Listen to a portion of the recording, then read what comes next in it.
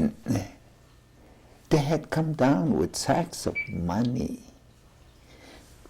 yen and small stuff. And we confiscated all of the money. But they had Philippine federal pesos in a whole sack. And they robbed the bank to bring it up the mountains with them. They figured they'd be using it. And in reality, what happened was, I was the only guy that knew about it. And I was going to keep it in my, tent and stuff.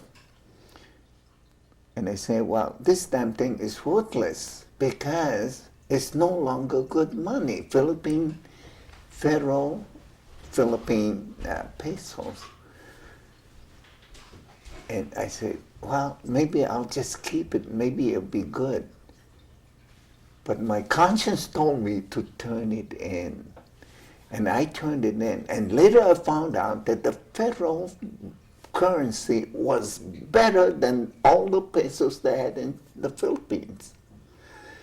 And the whole bag full, I took it away from the Japanese guys that were handling it. And I said to myself, oh, I should have kept it. Yeah, probably a lot of money. But we kept most of the Japanese yen, and we kept all the watches, all the pens, all the photographs, everything. And we took it to Japan in a big furoshiki, one of those things that you cover with, and spent it like hell in Japan. When you went from the Philippines. Yeah. Yeah. And it was all good money. The Japanese yen was respected in Japan, so we had no problem with it. And that's the way it was with it. Yeah. That's funny. I'm going to ask you that story later on again. Oh. So we can get officially started. Oh, okay. And so, and let me do this while I'll do it right, so I can record all the information. And right. First of all, let me welcome you on behalf of the California Military Museum and the California Military History Educational Project for doing your video oral history today. Today is the, what is it, the 11th or the 12th? 12th of June 2003. And we're at the home of Memorial, and also known as Steve Yokoyama, Yokoyama, at his home in Silver Lake in Los Angeles, California. And I'd like to welcome you, Mr. Yokoyama, and we're going to start, as I do with most of them, with the beginning part. Like, you have a very interesting background, so tell me about the community and when you were born and what it was like when your family, things like that. So where were you born? I was born on Maui, Hawaii, and I come from a family of 11 kids, and I'm the sixth one in the family. And because of that, I tell myself I started the second half. But my father came from Japan, from Hiroshima, and he had come to the island of Maui and met my mother, who was about 15 years old at that time. And he married my mother. And the reason why he came from Honolulu to Maui was because he had a friend, a drunken friend, that had moved from Honolulu to Maui and started a farm operation on Maui. And that's when my father had come over to visit his friend, and that's when he met my mother. My mother was born in the island, so she's a Nisei. And I'm supposed to then be a Nisei and a half, because I have a father that was born and raised in Japan, and a mother that was actually born in Hawaii, and she was born in the year 1900. Not very common. That's a long time ago, But my father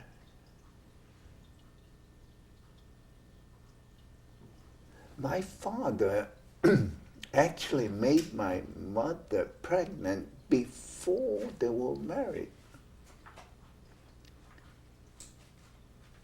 And her father, his name was Temple, he was very angry at his friend. And he had said, hey, of all the gals around town, why did you have to do it to my little girl, the one that I loved the most, and make her pregnant? And they were talking about it, and then they started drinking.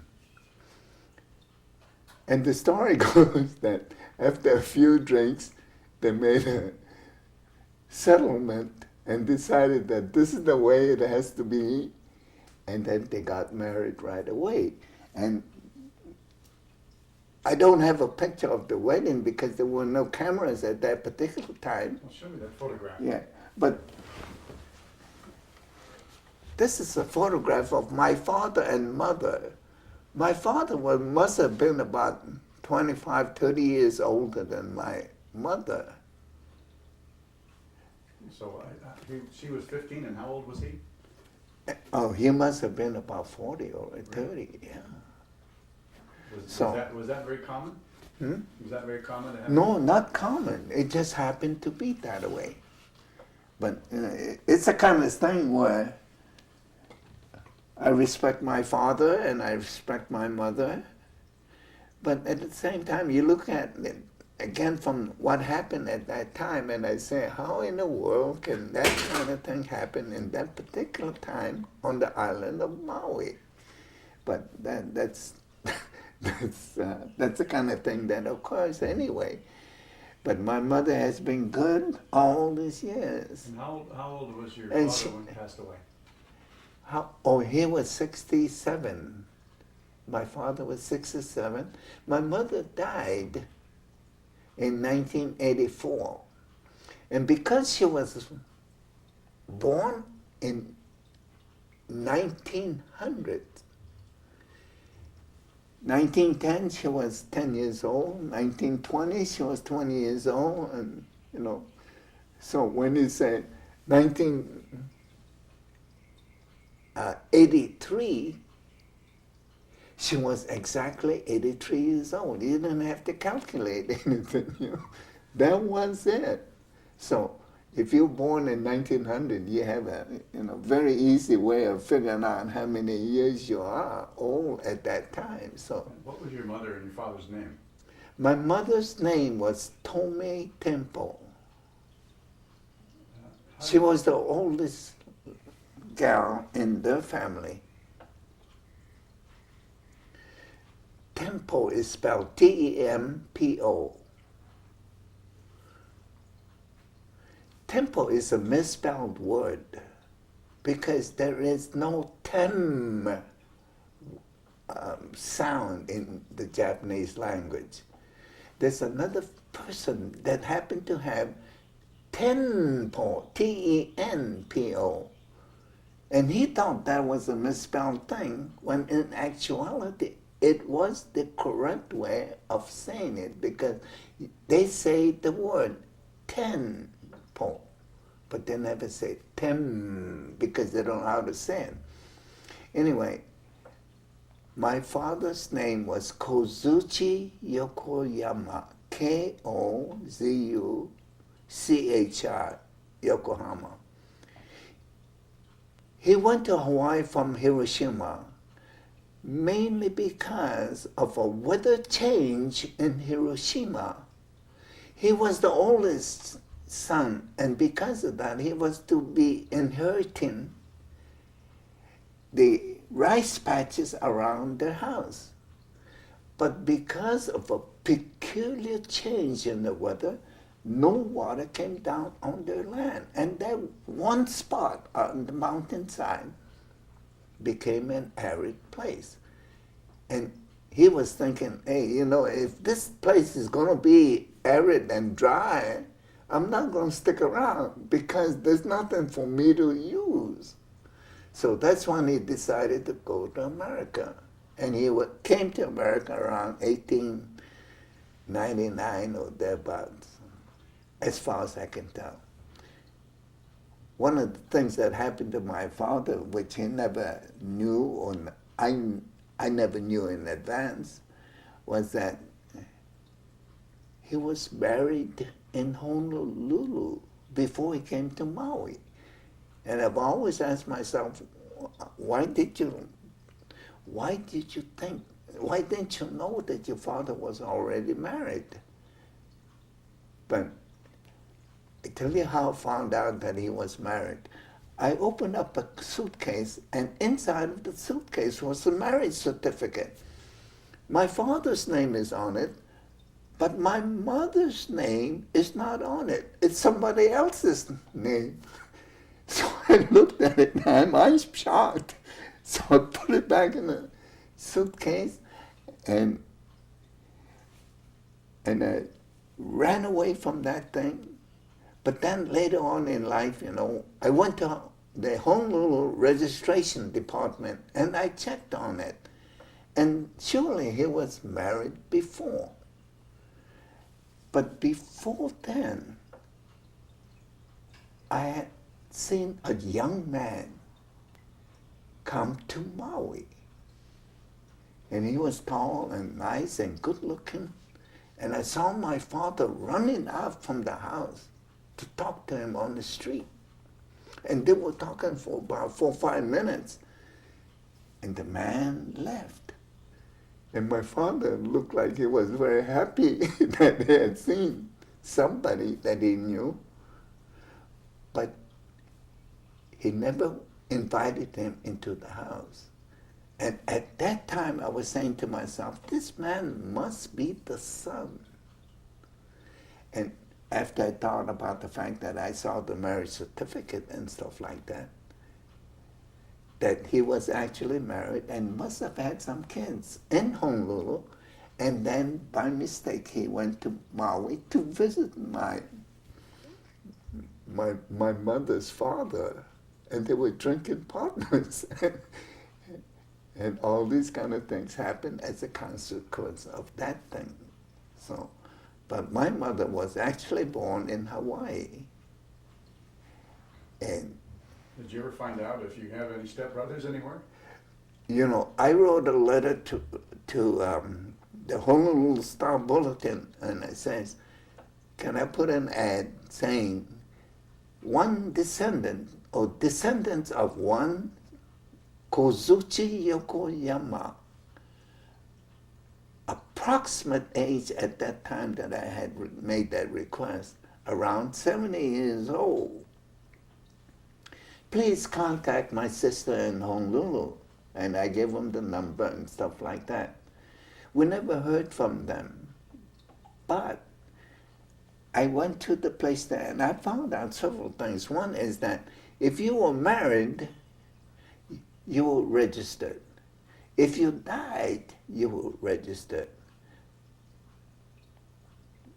But if you divorced, at that time, that was not part of the records. So that was the way it ended up on that particular case. But I do know that if she had returned to Japan, it would have been listed in the shipping list and stuff like that. But I've never seen anything like that. But I've always thought that it would be so nice to find out if there's anybody else with the temple name or the Yokoyama name that could be utilized to find out the family history on that. By the way, I had a chance just recently to see a copy of the statistics that were kept in Japan. And what that showed was, I have a new cousin that we never knew existed. And it's a very interesting document because it gives names and places and birth dates and stuff like that of all the people that were related to the Yokoyama family. And the reason why it was detected was there's my sister that lives in Japan, because she was left there at one time, had her married name Yukiko Yamanaka. And that's listed at the bottom of the thing. If you trace Yukiko Yamanaka, she's my sister living in Japan, and therefore that's how I got to know that the top layer where the name of the Tenpo, T-N-P-O person was listed, that he became the cousin or the brother that made my father, who ended up having me as a child, you know, and so that's the way it was on that. But I think today that I would love to meet more of my family history people. And we're having a temple reunion on Maui next month that we are attending. And we may be able to find other relatives that we don't know anything about. But using the Japanese registration kind of thing and using the history that you can get from the immigration kind of offices and stuff, I think we may be able to find some other descendants that are related to us. And I say all these things because I'm interested in the family history, you know, the family tree and things like that. So. Well, you had 11 brothers and sisters, and you're in the middle. Yes. And what was it like as a kid in Maui? What was the family like? It was 11 kids, and your father. How could you raise enough money to raise a family? And how did you live? What was the weather like? And did you live out with bare feet in the country, or was it snow? What was it like for a person who didn't know anything about Maui? Actually, from what I can remember, we must have lived on what was grown on the farm. And if we didn't have the farm, we would not have had any tomatoes, any lettuce, or any cabbage, or any carrots, or potatoes and stuff. So unbeknownst to me at that time, I hated it. I hated being a farmer's boy. But I do know, or I feel now, that it must have been a godsend, because otherwise we would never had any food on the table. So even though my father was a farmer and we had to work on the fields every day, I feel that our subsistence was permitted by virtue of the fact that we were farmers. Well, how big was the farm? What kind of things did you farm? Oh, we planted potatoes, we planted corn, we planted string beans, we planted asparagus, we planted lettuce, cabbage, all those common things that are raised, and we used to peddle those things. And I had to go with my father, and he said, "Go to that house, knock on the door, we have vegetables in the truck," and that's why. And then I go to the next door, "Konnichiwa, we have vegetables for sale." And they would come to the truck, and my father would sell them the stuff. Now, did you sell it to other Japanese families, or did you sell them to Anglo families in Maui? Oh, no, we go to Maui all over. And all the camps, almost all the camps, were these sugarcane workers and were the pineapple field workers. They almost all were Japanese. So you go from one door to the next. Hey, we got cabbage, we got bamboo shoots, we got corn and stuff. And they'll run out and then buy whatever it is. Apparently, he must have been selling it under the going price of the markets and stuff. And so you were selling it from, what kind of a truck did he have that he was selling Well, it from? we had a Model T truck. And the Model T truck was a truck that my father drove And the reason why he drove it was that was the only kind of car that was available at that time. They subsequently had the Model A Ford, where you had the stick shift and the clutch and the brake and stuff. But the Model T was a unique automobile. It had 3 pedals, as you know, and one was for shifting gears, and one was to go in reverse, and the other one was to stop the car. But the Model T that we used to go shopping or to go selling vegetables and stuff was very ideal for the purpose because you can crawl along, and the top speed must have been 10, 15 miles an hour, except going downhill, you know, because the rest of the time you have to go down into low gear, and that low gear is extremely slow. But the power is, you know, hardly there. And so, like,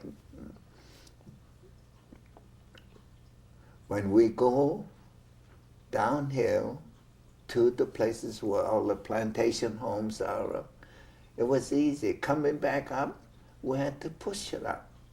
And my father would push some more and push.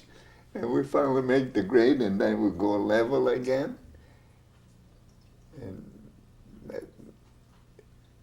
I don't remember making lots of money selling vegetables, but I do know that my father would count all the coins and all the dollar bills and stuff, and he'll put it in a little tea can, and he'll put it on top so the kids won't swipe it and stuff. So that's the way it was with that. But what was it now? You were going to school at that time? Yes. What was school like, and how far was it from home? And was it all the grades? And how many kids the school was only about a mile away from the house. And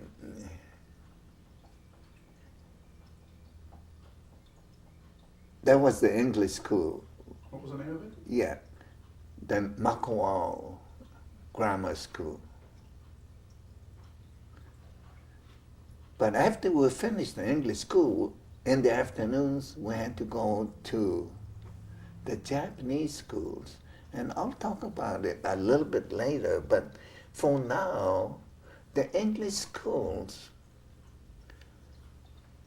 I went from first grade to second grade, all the way up to 8th grade, and then went to Maui High School. What happened during that time between grammar school to Maui High School is something that is very, very sad and lonely, and yet at the same time it's a story of my life as I experienced it at that time. Our farm used to be next to the road that comes down from Haleakala Dairy. And we had to go to work in the mornings before we went to school. So we were cutting grass and we were digging potatoes, we were doing this and doing that.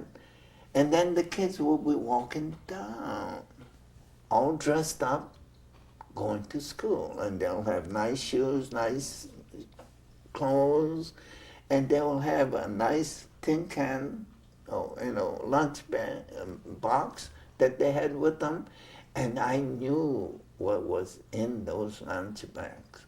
They would have grapes, they would have apples, they would have all kinds of goodies in them. And some of the kids, especially one boy named Daniel Chow, used to give me purple grapes and green grapes. And I never tasted anything more delicious than those grapes.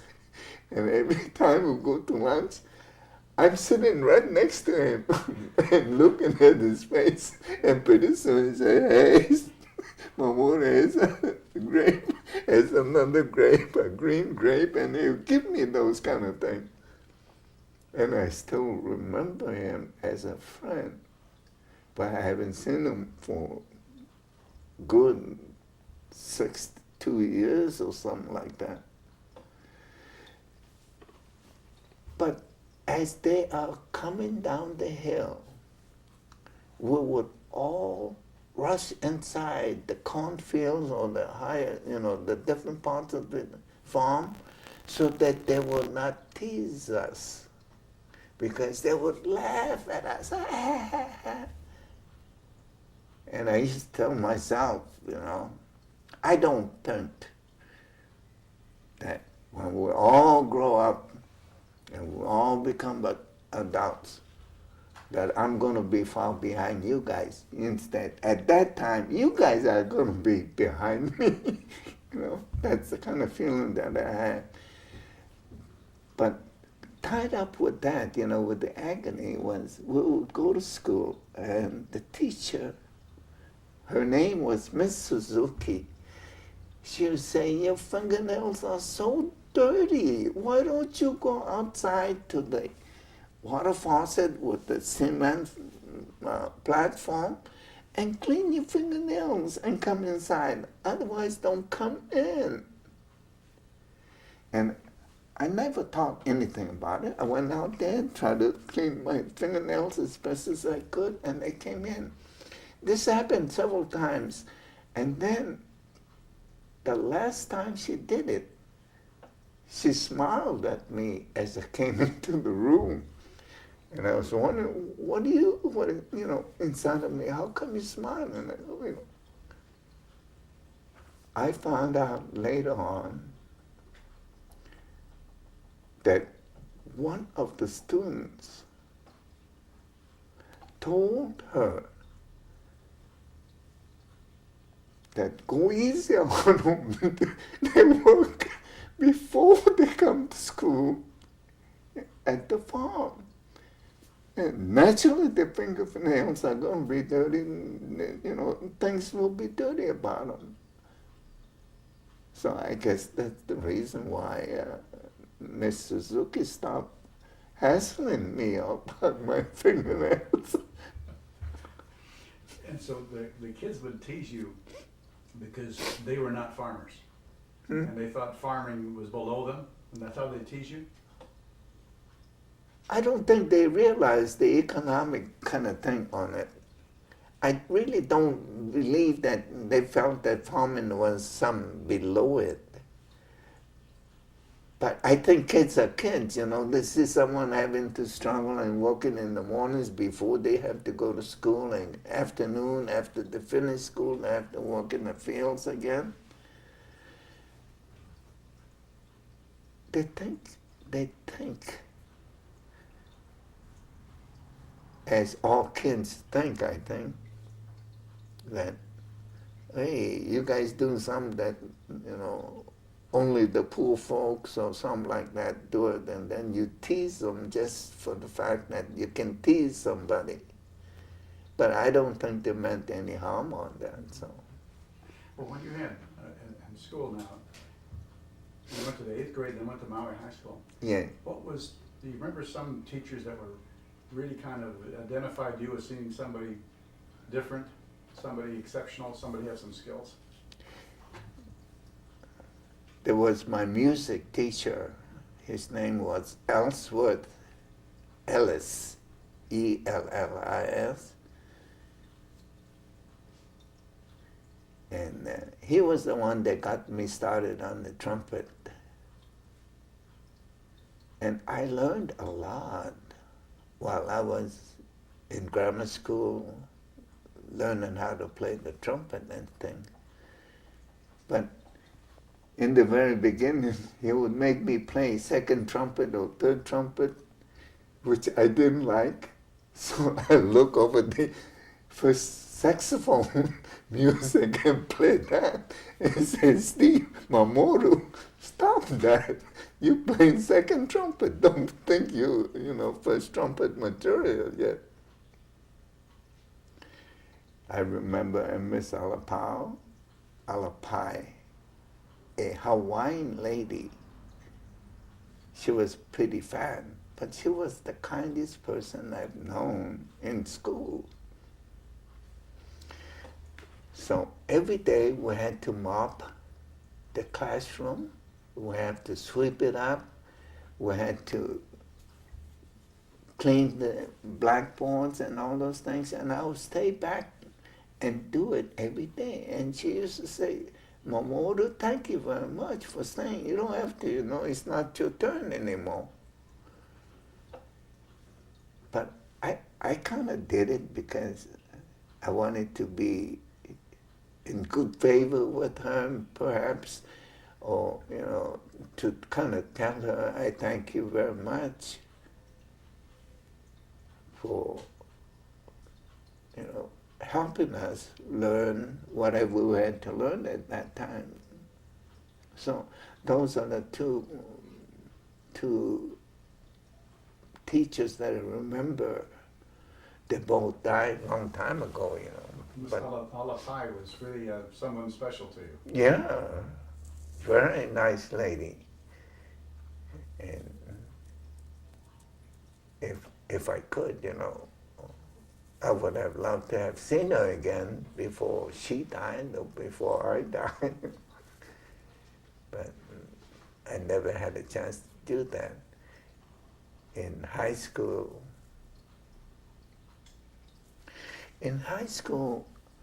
I was supposed to have been a good student because I got to be an editor of the newspaper for my high school. I wish I had some copies of that event, but there are two things that happened during my high school days that I'm not very proud of. One is I went to the toilet, and at the toilet, they were shooting craps. So I joined them. And guess what? Somebody informed the principal, Mr. Cowell, about the fact that we were in there shooting craps. So we were called into the office and we were told that we would have to dig the air raid shelter trenches on the weekends. And my mother would say to me, how come you have to go to the school on Saturdays? And what are you doing there? I say, well, we're having extra work to do, cleaning the things and reading different materials and stuff like that. And she never let it on that she knew from this communication system that they had at that time that we were shooting craps. And that's the penalty for what I did at that time. And so my neighbor's boy and stuff like that, we had to go to school on Saturdays. What kind of gambling is craps? Some people might not know what craps is. Craps is, the dice that you roll, and how if you have a number, if you repeat that number, you collect the money and stuff like that. But it was only nickels and dimes, and no more, because nobody had money to lose at that time. The other thing that happened was a funny thing, because of all the times that I went to school, I never missed one day of school. Maybe perhaps, if I'm sick and I can't walk around or do something. But I cut out from school because my friend, Ralph Miyashiro, he says, let's go hitchhike to Wailuku and let's go shoot pool over there. So I said, I don't want to go. He says, come on, let's go. Don't chicken out. So we walked away from school, walked down to the highway, and as we walking, we hitchhiking, and a green Ford coupe stops. And my friend jumped into the back seat. And then as I'm trying to get in, he's pushing me out. I'm pushing him in because I want to get in. And he keeps pushing me out. Pretty soon, what had happened was he had already identified who the driver was. And the driver happened to be the principal of the school. And he says, "Where are you kids going?" And that's when I found out that it was the principal. And that's the reason he was pushing me out, and I was pushing him back, trying to get around. And so when the principal says, "What are you doing?" We said, "Well, we're going to work looking for jobs." And that's what we did. So those are the two things that I remember, aside from other things like playing in the Maui High School band and playing in the football games and stuff like that. So high school was you had quite a fun doing high school. Yeah, I had fun. I think all the years that I went to school, I never had any problems going to school because I enjoyed the atmosphere and I enjoyed learning different things about different parts of the world and the history of the world and stuff like that. So to me, it was a pleasure to go to school. And when I eventually ended up going to dental school, I was telling myself, if the 4 years go as fast as the high school days, I'll be out of school in 1 month. And that's how fast that thing went. 4 years of dental school, and I was out. And I used to tell myself, man, how fast can time fly? So essentially, I had a good time in school. Now, what year was it when you graduated high school? 1958, I got out. No, from high school. High school, 1943. I never really graduated from high school because I volunteered, and this was in March. So I left. And then the graduation ceremony was in June. I wasn't there. So I wondered if I graduated or not. And I wrote him a letter, "Hey, am I a graduate?" And somehow my mother got the letter, I think, saying that I'm a Maui High School graduate. And I said, "Oh, goody, you know." Well, what prompted you to quit school in your senior year and join the Army?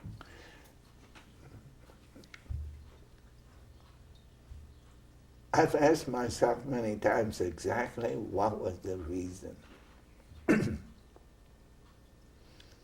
And I knew in my heart that there could be a worse place than Makawa, Maui, in the Depression years, sweating out a living and having nothing for us other than to admire other people's bicycles that they had and the roller skates that they had and all the nice goodies that all the other kids had. And I wanted to get away from the farm. I didn't want to follow the mule with the plow anymore. I didn't want to go water the tomato plants one at a time and stuff. And I told myself, oh, what a wonderful moment to get away from all this. And so I volunteered without knowing that I was doing my country a good deed. I was doing myself a good deed. That's what it was. So. Well, there was a lot going on now. You've been 2.5 years since the war started. What? In December of '41, when the war started. Yes. As a Japanese American, how did you react to all of that?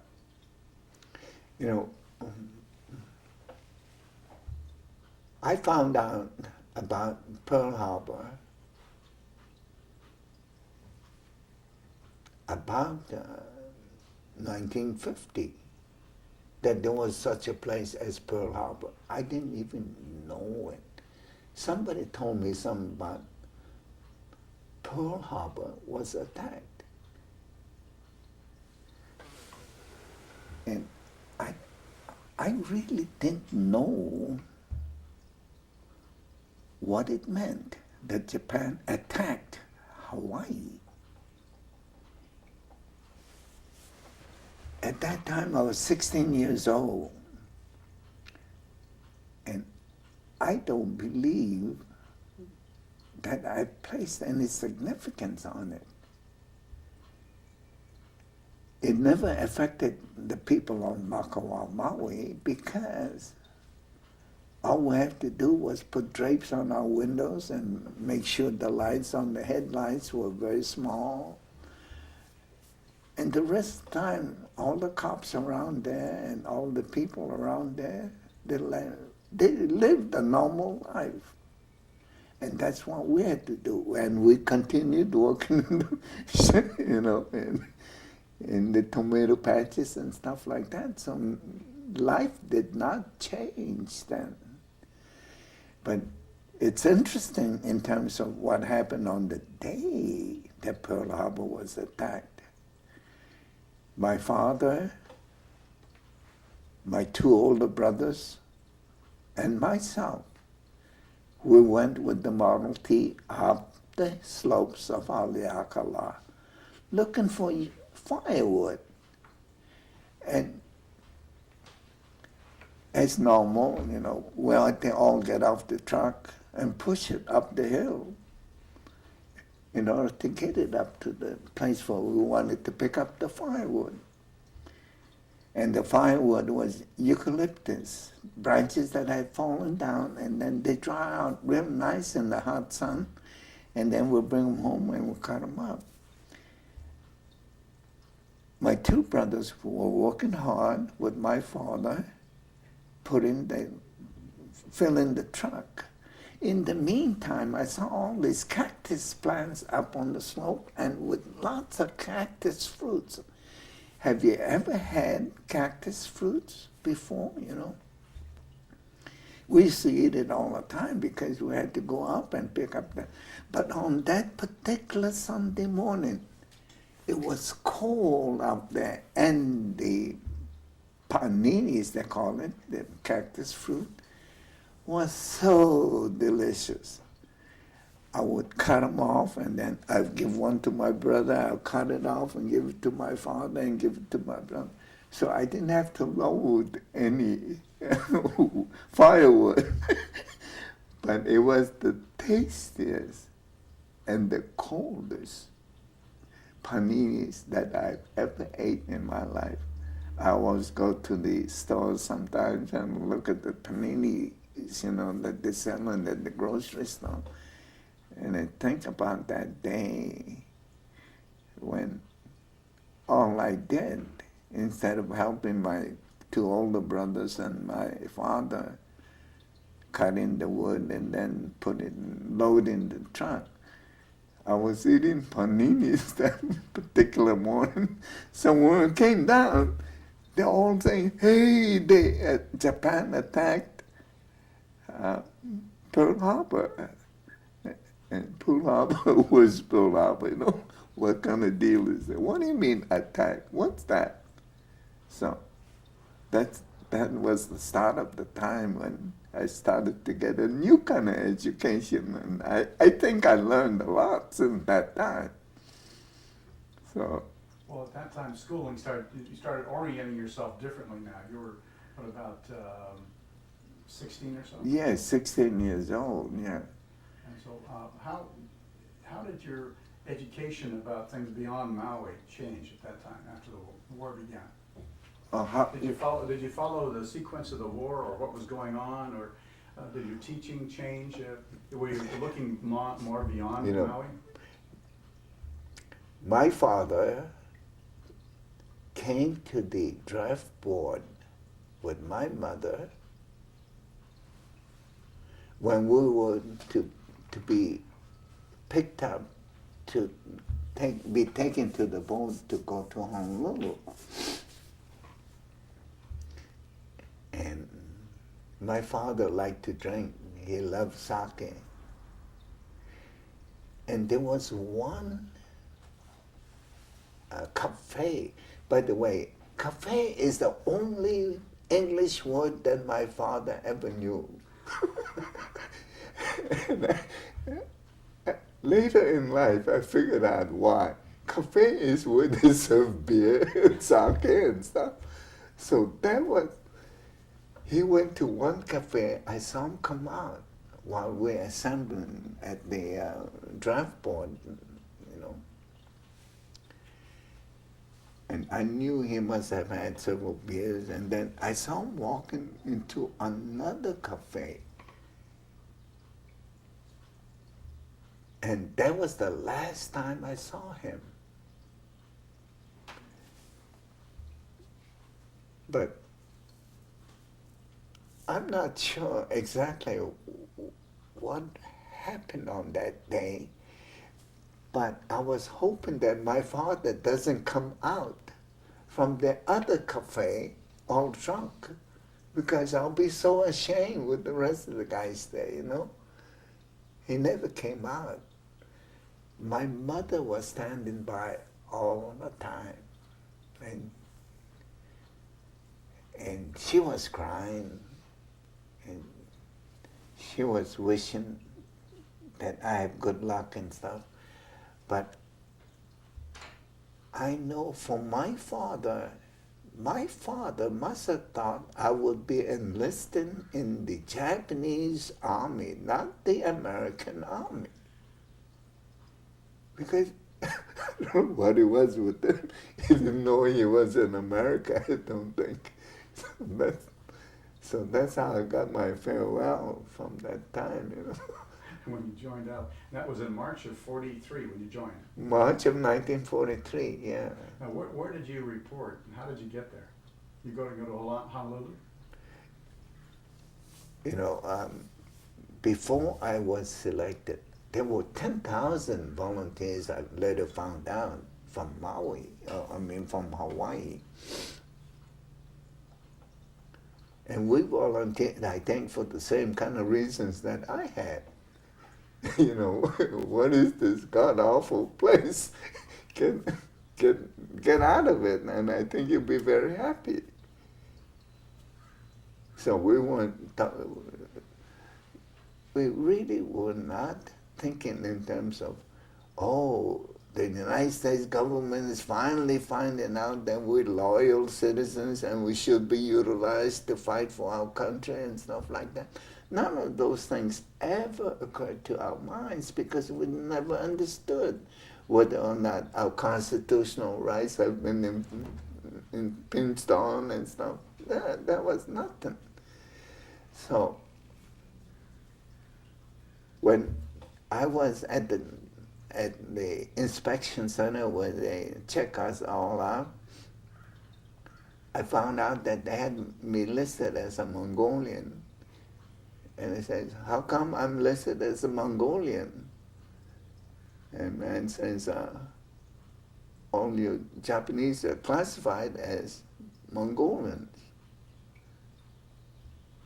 And I say, I'm Japanese. He says, that's the rule. You're Mongolian.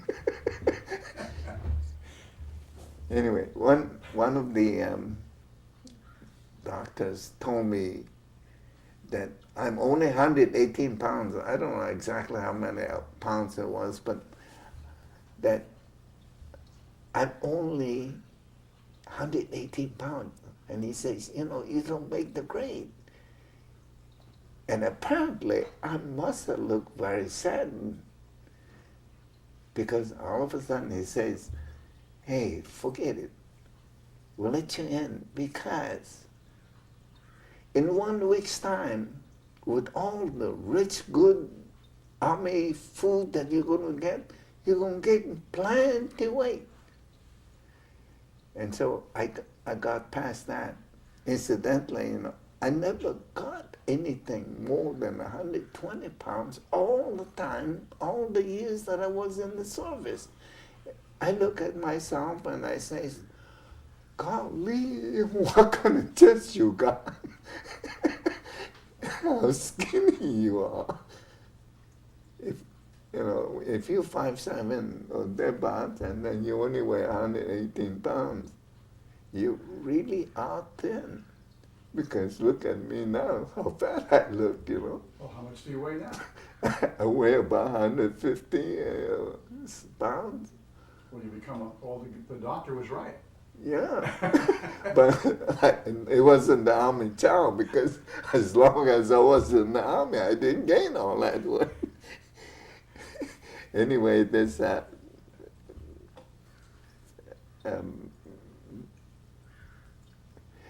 question that was asked me, you know, and one of the questions was, do you like girls? I says, what? He says, do you like girls? I figured to myself, yeah, but this is a tricky question, but I answered correctly. So I said, no. And the medical officer, he looked at me, he laughed. I said, no. I said, yeah, no.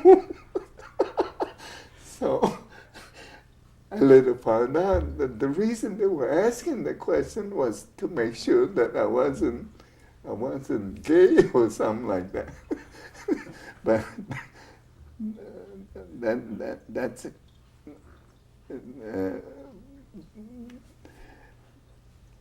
I got passed through all that. By the way, we all had to take a IQ test, and my IQ test was 120.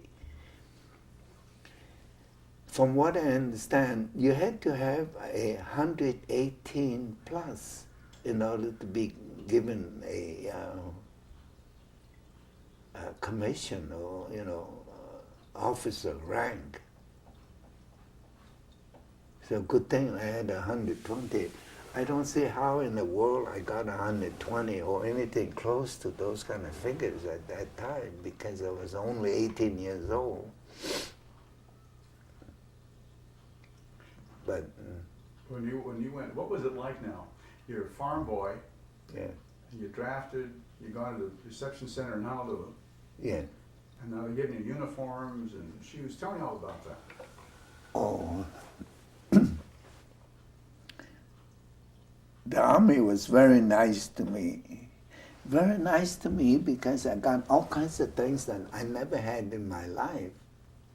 For example, I got my first own, not a hand-me-down shoe. That was the boots, you know, that we had. And we had nice trousers and nice shirts. But I remember 3 items that really made me think this must be an outer world experience. The reason was I got socks. I never had socks before in my life. And I had underpants and, you know, what do you call, you know, clothes that you wear underneath your clothes on the top. Undershirt. I used to remember at that time, I said, hey, you know, this is unique to have underpants and undershirts, because when I used to take a bath, I took my pants off and I was ready to go in the bathtub. But now I got another item to take off before I go in. So I was very happy to get all those things, and of course, it's the first time I had ham and eggs. It's the first time I had bacon and eggs. It's the first time I had steak. It's the first time I had pork chops. It's the first time I had chicken in the form that was served in the army. And I said, oh boy, how nice it is to have all this nice food, place of food that is given to us. I remember one particular item that was made with a toast and ground beef put on it. They used to call it some crazy name on it. SOS, right? Yeah. But I thought it was so delicious that I would ask for more whenever I could. I also, remember asking them, of all things, please scramble my eggs outside, not in the pot, not in the dish that you crack the eggs and then you scramble it, but to scramble it on the frying pan. And I couldn't get that across. I couldn't get it across because I didn't know how to say it in correct English. That's how bad the language control was at that time for me. Well, tell me about, there was always a... That's the tape. Actually, the guys from Hawaii were not exposed to the cultural. Okay, we're going to be starting tape 2, interview with Yokoyama, and today is the 12th of June, 2003, and we're starting at tape 2. And we just kind of left off where you'd just gotten your uniforms and just gotten used to a little bit of military life in Hawaii, and then where did they, how long were you there before they sent you to training, or did you take training in Hawaii? We were in Honolulu at Schofield Barracks about 2 weeks, I think, which was long enough for us to learn how to put our boots on correctly and how to understand forward march to the rear march and, right flank and all those kind of things, and how to act as if we are soldiers. And then we were taken to Iolani Palace for big celebration, or marching down the street on, I forgot, I don't know the street,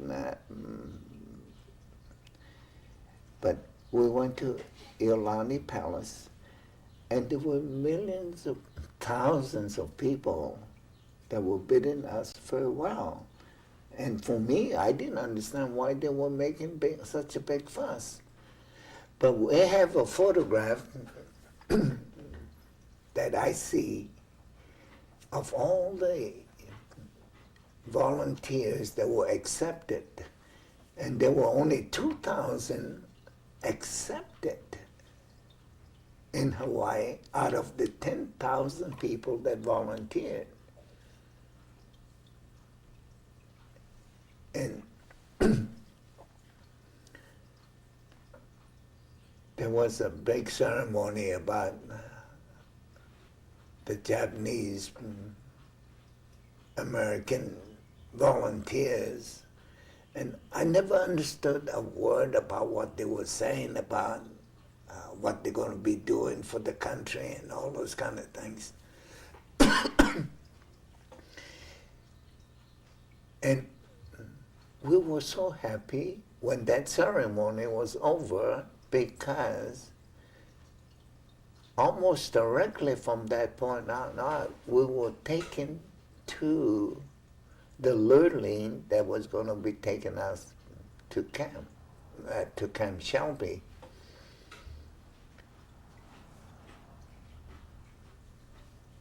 It was a nice trip on it. Going on board, I was able to carry my buffalo bag. But getting off the ship in San Francisco, I couldn't carry it. I was so weak I could hardly walk up the gangplank without any load on myself. But coming to the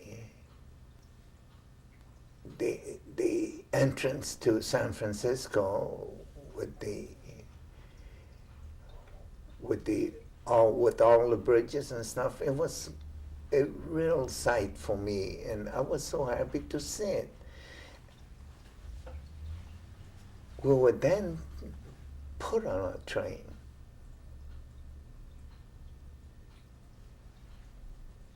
And we were told that we have to pull the drapes down, and you can never have it up, because they didn't want the people in the States to see who are these Japanese soldiers. They must be from Japan or something like that, and it'd scare everybody. So we couldn't get on the decks. And if we did, we had to go up, just look around and come back after we get enough air, and then come inside. So, and the train went south as far as I could remember, to around Bakersfield. And I found out later that we went back up closer to San Francisco, and then took another route going down south, heading towards an entry point into Nevada and places like that.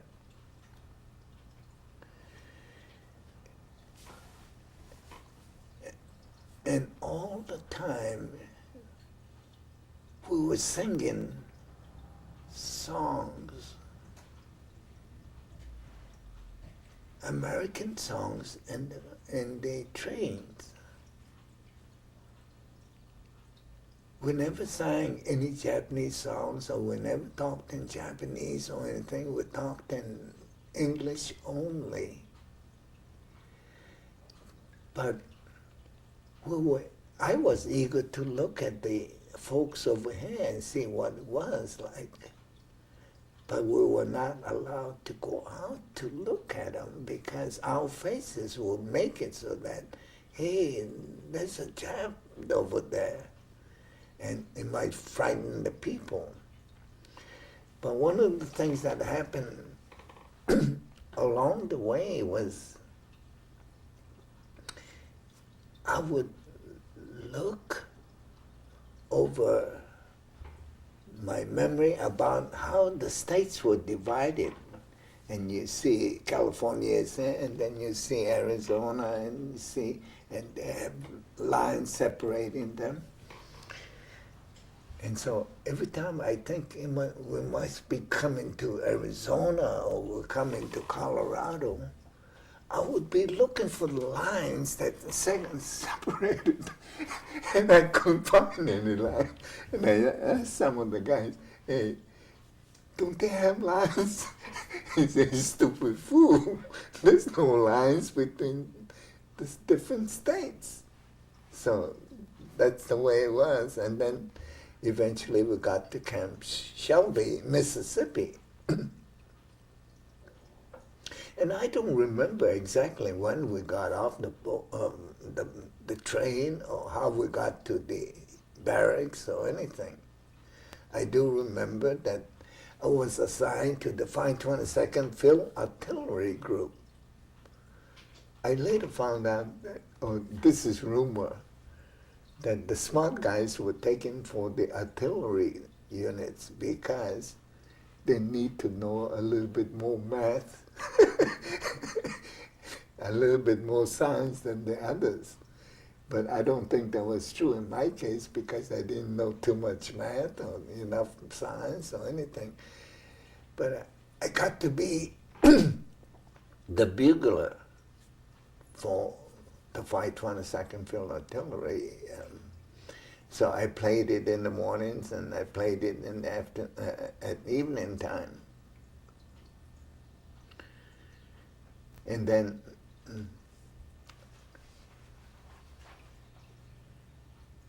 we went for 10-mile hikes and 15-mile hikes and stuff like that, and learned all kinds of things about the 105 howitzer that was available for us to train with.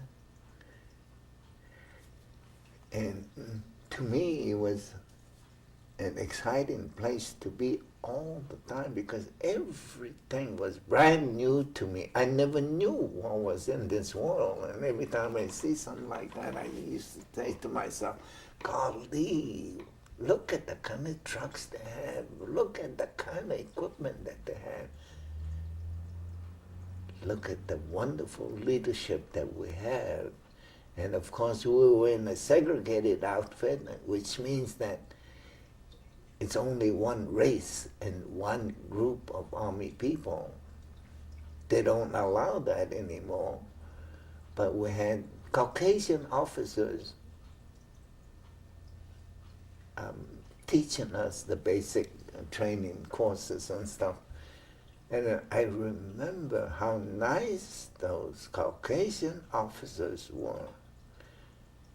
They were so understanding and so kind that even at that time I was saying, gee, these guys are nice. How come we never met them before in my life, you know?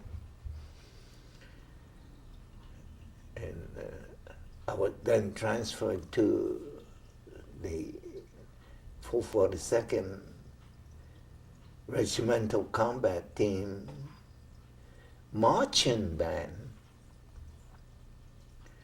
And that's where I learned all the military marches from the halls of Montezuma and stuff like that, and da da da da da da da da, you know, those kind of songs. And I still remember how to play those songs, you know. But I was so proud that I was the first trumpet and stuff like that, never realizing, of course, that to be the first trumpet is not a small deal in a big place like that.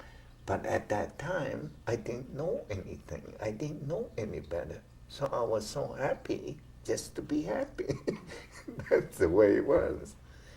And of course, after that, I was transferred over to the military intelligence section.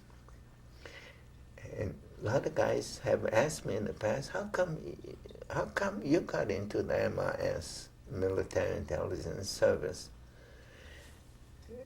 It's a kind of funny story because we were all required to go and take a test. So I took a test. And I didn't want to go to MIS. I didn't even know what MIS was. I didn't want to go necessarily because I was having a good time in Shelby with the other group. So I flunked the first time I was there, mainly because I flunked it purposely. Then I went back, and then my friend in the band says, hey, let's go to Minnesota. It's a nice place, and we won't not have to worry about all these other things.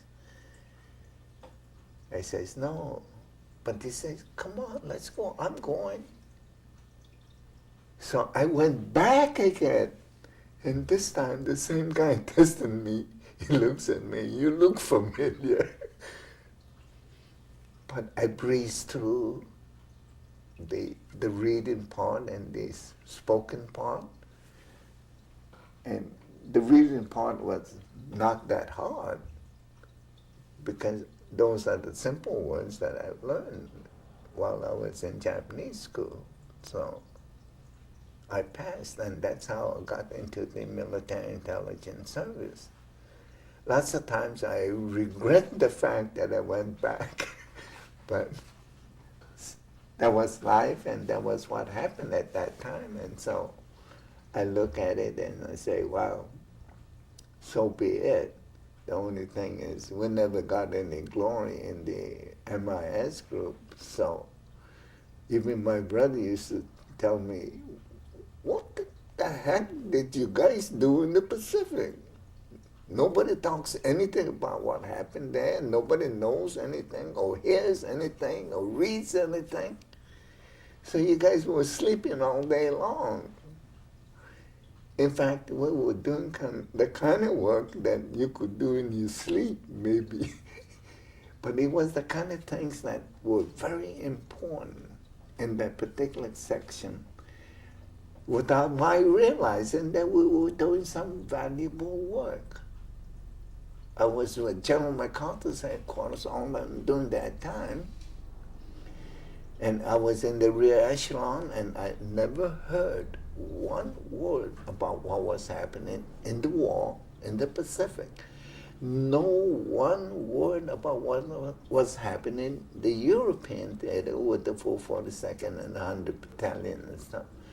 I was completely out of this world because they gave us no information whatsoever. I don't say why not, but that's the way it was. So. Now, why did first of all, when you got to the MIS, Yes. Where did you go when you first were trained, and what did they teach you? In the When MI. when you left Camp Shelby, when was that? What year or month that was? I went to Camp Savage, I think, in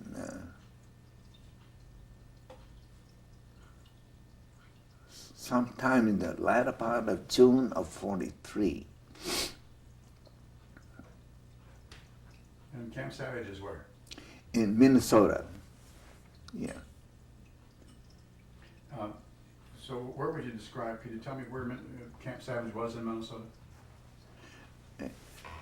It's just Camp Savage.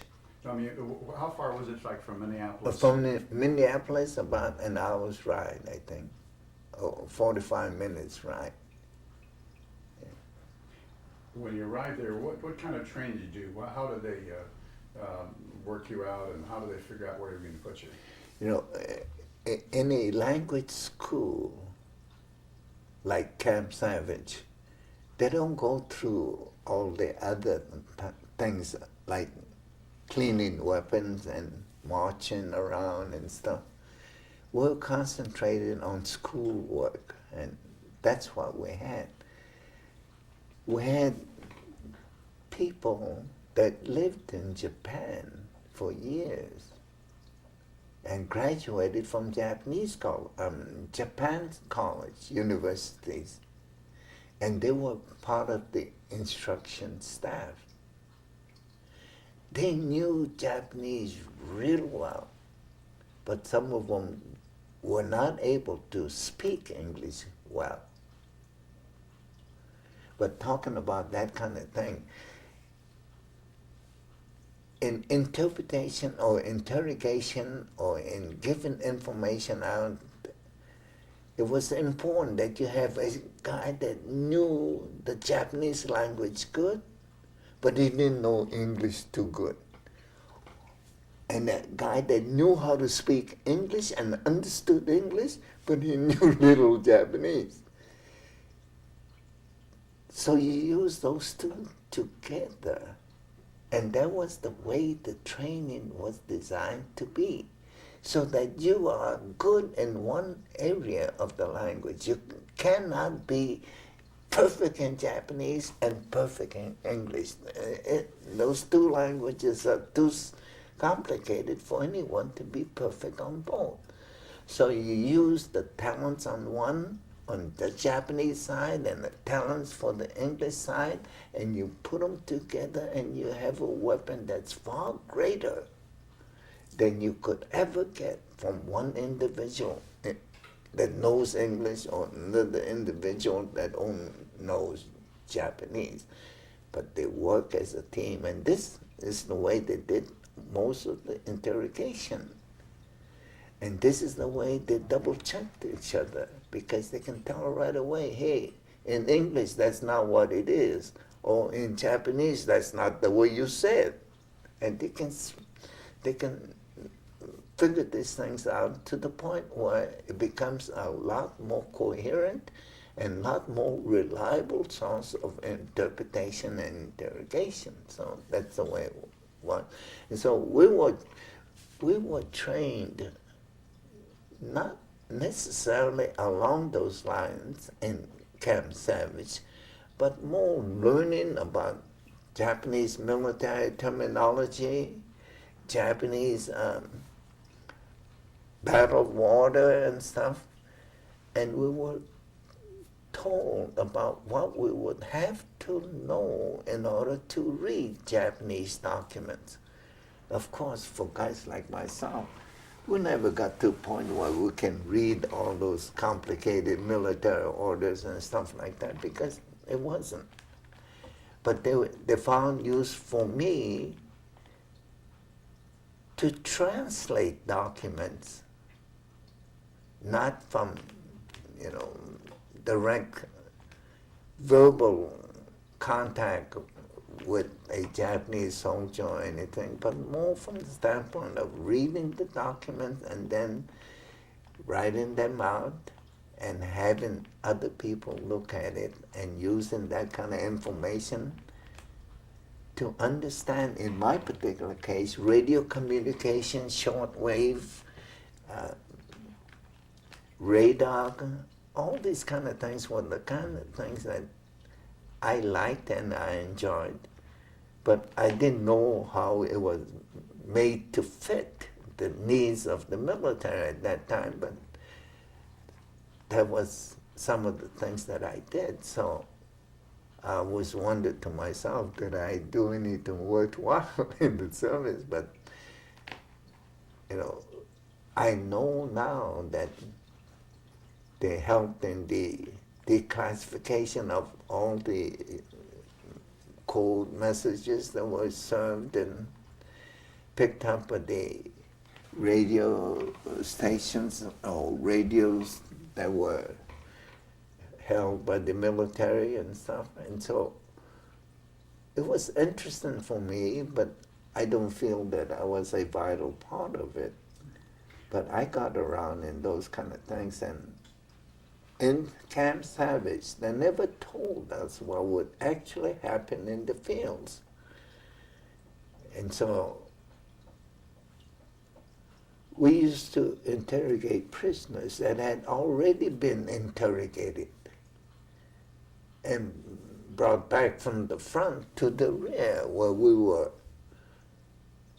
And we used to cook rice with them and, and eat whatever we have, and we'll give them cigarettes and stuff. And that's how I got to know the Japanese people, the Japanese soldiers. And I got a feeling about how I am related to them from the standpoint of culture and history and the same ethnicity and stuff. So I kind of feel as if I didn't do too much in the Pacific during the war, but I do know that I contributed to a whole lot more during the occupation of Japan. And at Camp Salvage, we never understood anything about what's going to happen after the war. Similar to what is happening in Iraq. You can get the war ended, But then you have a period of time when you have to readjust and rebuild and reorient yourself with the new form of government and new need to develop different skills about how international relationships are maintained and stuff. So those are the areas that I worked in Japan. And I had learned so much over there because I would meet Japanese girls, I would meet Japanese soldiers all busted up with broken down shoes and bandages all over them that had returned from the wars to Tokyo Station. When they left the country, they were given a big banzai farewell, and everybody was saying, oh, for the emperor, we're going to do this and we're going to do that. But they used to complain to me, you know, when we were going, oh, sayonara, have a good, fight good and all that. When we came back, we lost the war. They don't even talk to us as we are sitting down on the concrete platform waiting for our friends or parents or mothers or sisters to come. So when you see those kind of things and then you give them a cigarette or you give them chocolate or chewing gum,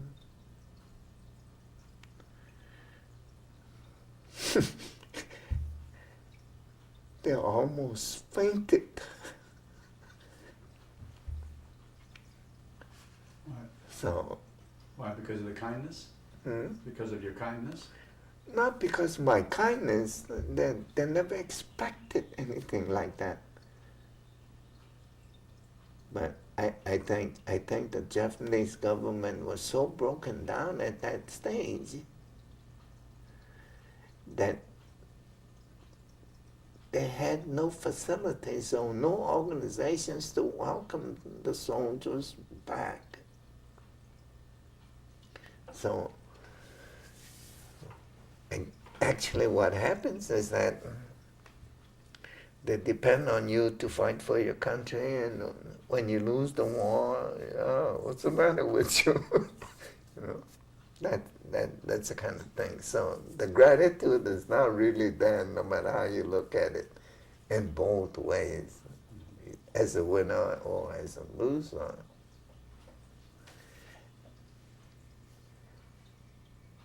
If I were to continue about what happened during the occupation, I'll talk about the fact that the Japanese housewives will go to the railroad stations to pick up pieces of charcoal at the track and bring it home for firewood purposes, because charcoal was so expensive and so hard to get that when they can get any kind of coal that they can use to cook the rice and cook the soup and stuff, that they would have to go down and pick it up. And I see hundreds of ladies swarming the railroad centers, picking up little pieces of charcoal here and there. I would see ladies that would get on the trains and they'd have a furoshiki, a bag full of nice kimonos they used to have, some heirlooms that they had in the house, and some things that they can barter with the farmers, and go out to the farm areas to pick up potatoes and to pick up carrots, to pick up rice, because those commodities were so hard to find. And of course, the farmers took everything they could for the farm goods because that's the first time in their lives they ever had got money.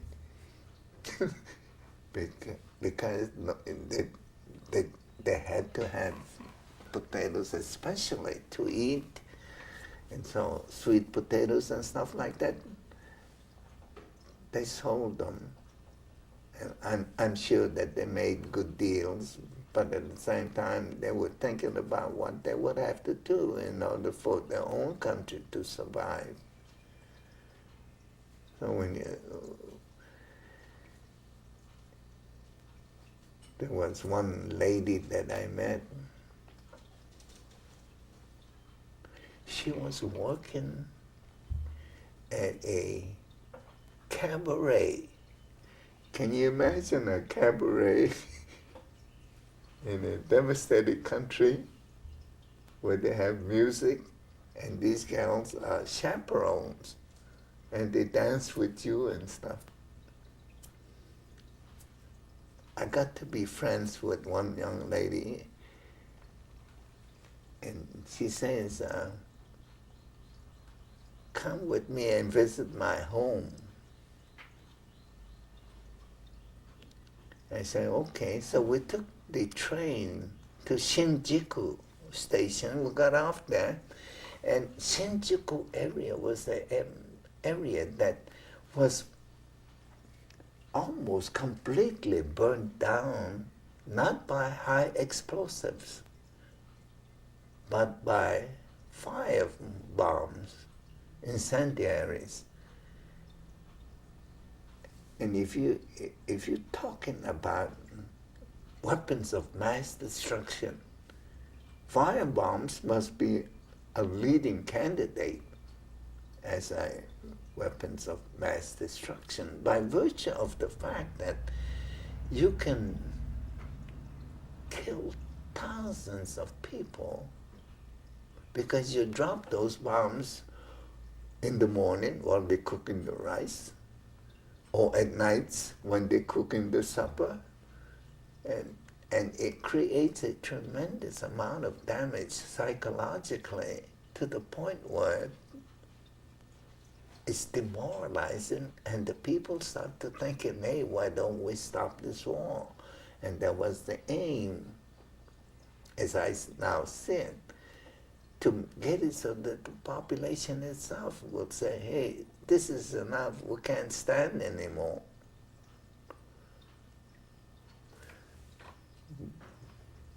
But to stop using the high explosives. And we found out about this because I was with the United States Strategic Bombing Survey, and we went all the way on the Tokaido, from Tokyo all the way down to Hiroshima, stopped on the way at all the munition factories and looked at the damage that was caused to the plants, looked at the damage that was caused at Hiroshima and stuff.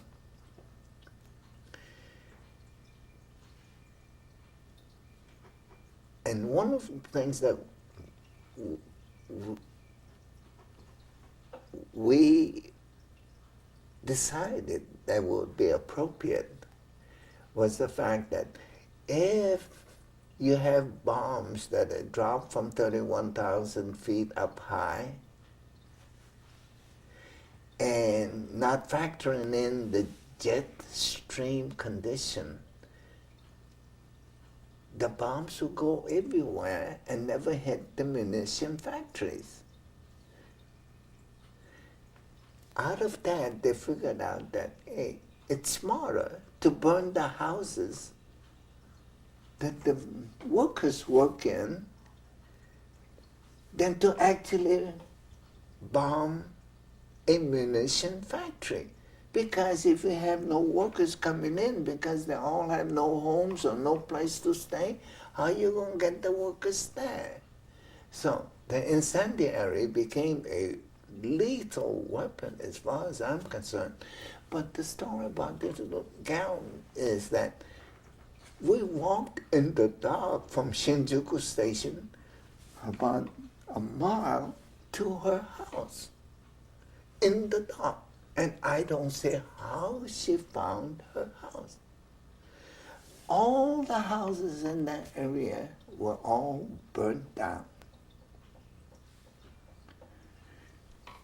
And the house that she had a corrugated roofing material on top, one layer, and then 4 stands holding the house. That was the house that I visited. At that time, I brought with me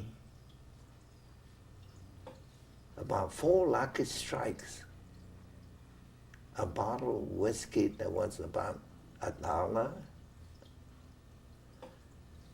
and I brought some saccharin for her to take home.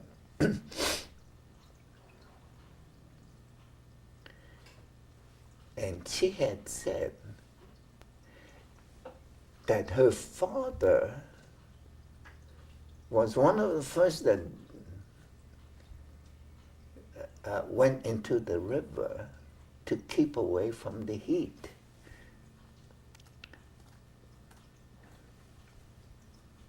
And she says, we were living pretty close to the river, so my father went there.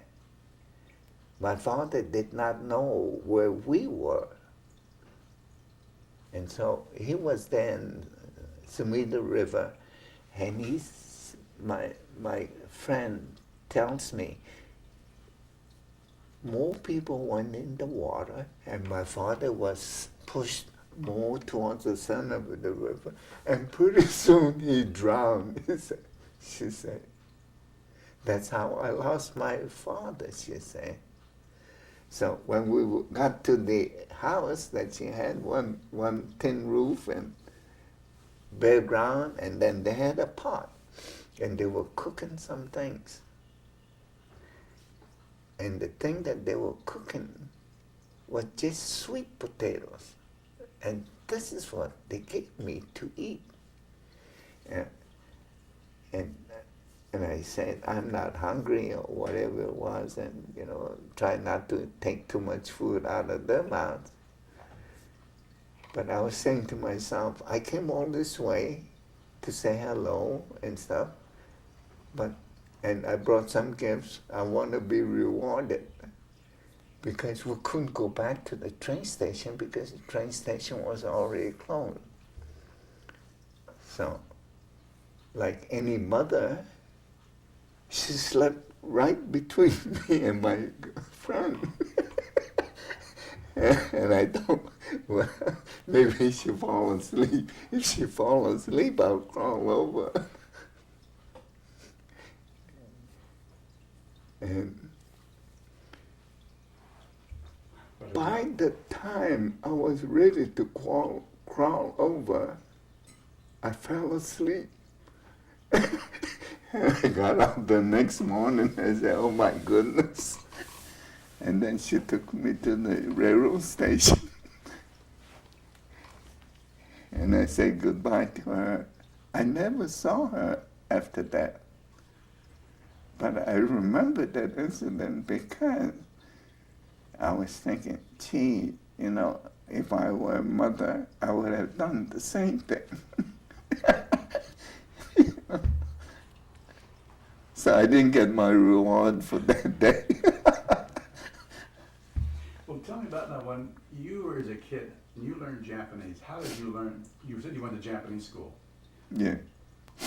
Did most of your language come from the family, from your father and your mother, or from Japanese school? Was it formal training or mostly?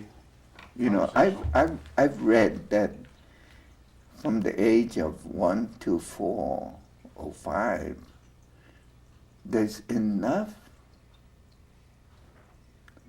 knowledge of any one language to last you a lifetime. And if that's true, that's what happened to us. We learned it at home. But my mother could hardly speak Japanese because she was born in Hawaii. But in a family where the father is from Japan and the mother is from Japan, most of the kids have gotten the education that was needed for them to be conversant in the language, in their home language, by the time they're 5 years old, and it could carry them on without even going to school to understand the language. This is what must have happened to the Japanese Americans over here. They all had Japanese fathers and Japanese mothers that were very conversant in the Japanese language. And the kids must have picked it up. Also, in an English-speaking environment, the kids pick it up. So what happened to the guys in Hawaii? How come they were so funny? How come they didn't get educated the same? I speak pidgin English and I speak pidgin Japanese. How can that be? That's the way it was. So I had to learn Japanese almost from scratch. Well, tell me how the first, when you began to really notice the differences in the way those Japanese Americans from Hawaii and those Japanese Americans from the mainland spoke. When did you start to notice the differences? Did you start to change yours, or what were kind of the things that were done? We used to say that they spoke like howlies. A haole is a Caucasian man, and in Hawaii, if you're a white man, you're a haole. And the howlies all spoke good English. So, and one of the things was, hey, no talk like Howley. You're not Howley. You know what that means? You speak your pidgin English. And that's the command we used to have. You think you're smart or something? You think you're Howley? So you felt that they were kind of more pretentious because they were taking on airs of speaking English well? Yeah. Oh, okay. Okay, we're after our break. We're beginning section. This is still on tape 2. Tape 2, yeah. Still on tape 2. It's about 12 noon on the 12th of June, 2003, and we're interviewing Dr. Steve Yokoyama, and so I wanted to chat with you. And one thing we talked about, Doctor, was your one of the things you mentioned was the development of your language skills as an interrogator, as an interpreter, and how some people develop their strong points and develop the opposite side. Now here you said you spoke pidgin English and pidgin Japanese, so how did it work for you? It wasn't the best combination to have. But one of the things that motivated me was the fact that the Japanese from the mainland spoke so good English, and they also spoke very good Japanese.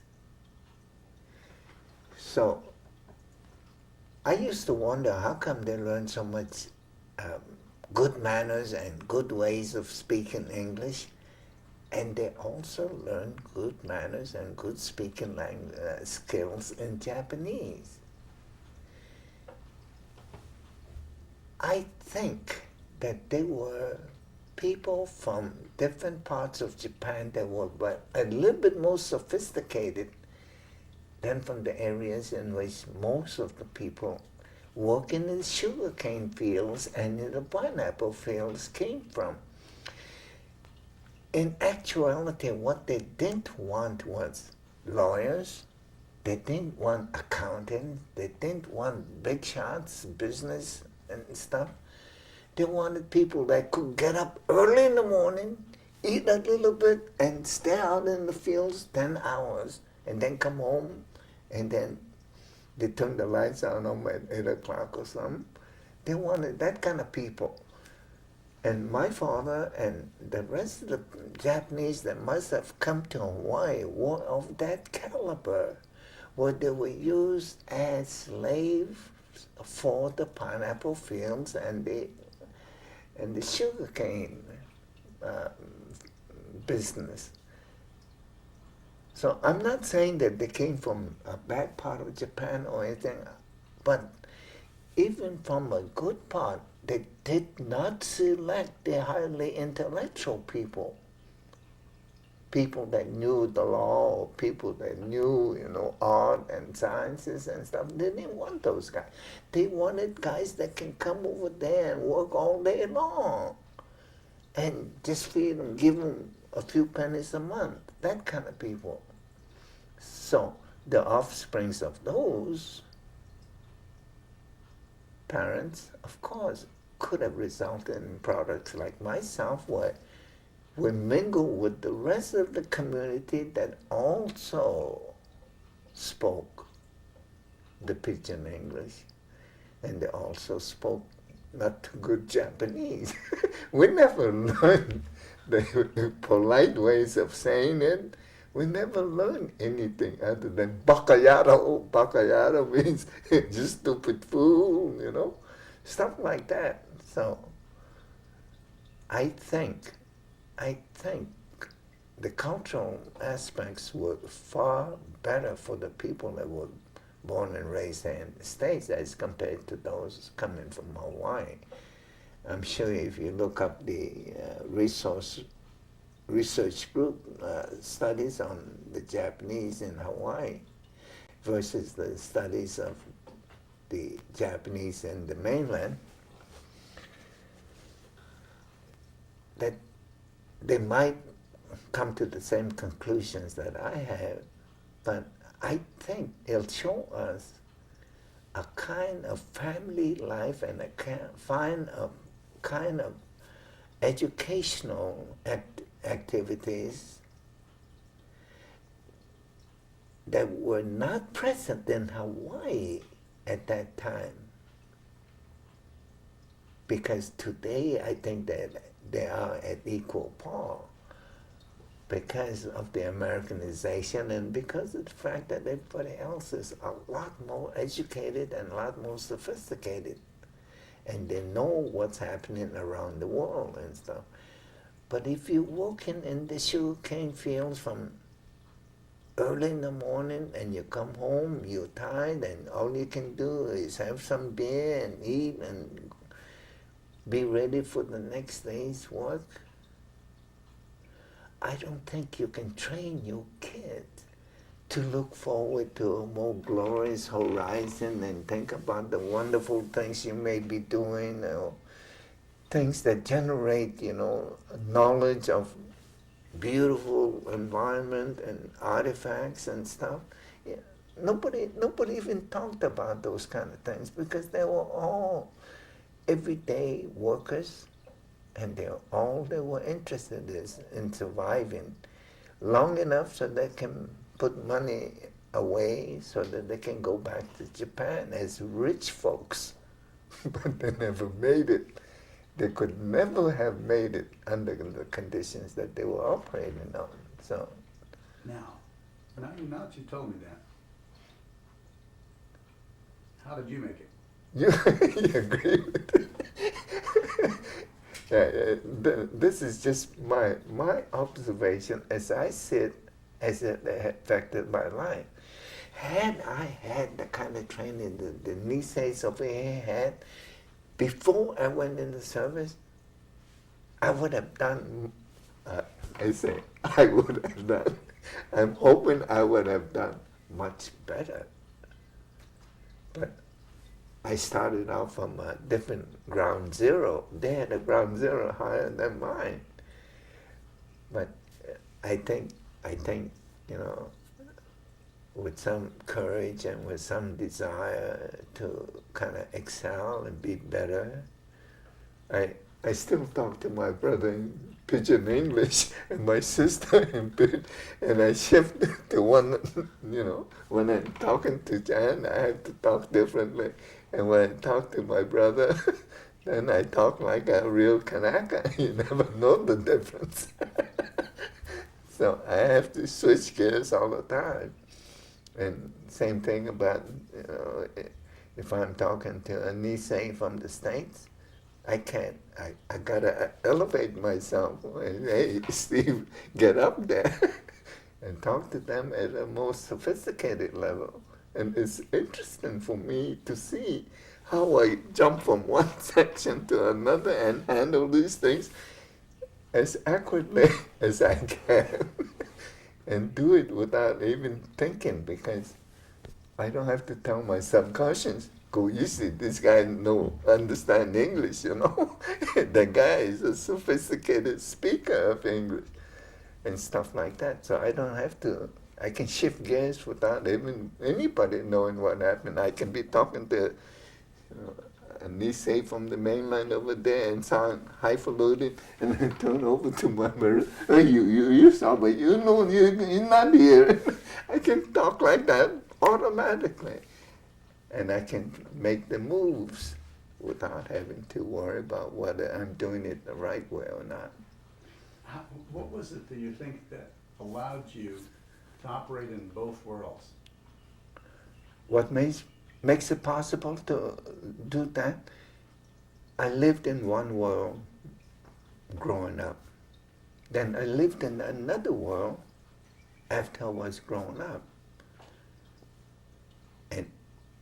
And I, for one, cannot say that the world that I lived in while I was growing up was inferior or superior to the one that I lived and experienced as an adult, because they were the same thing.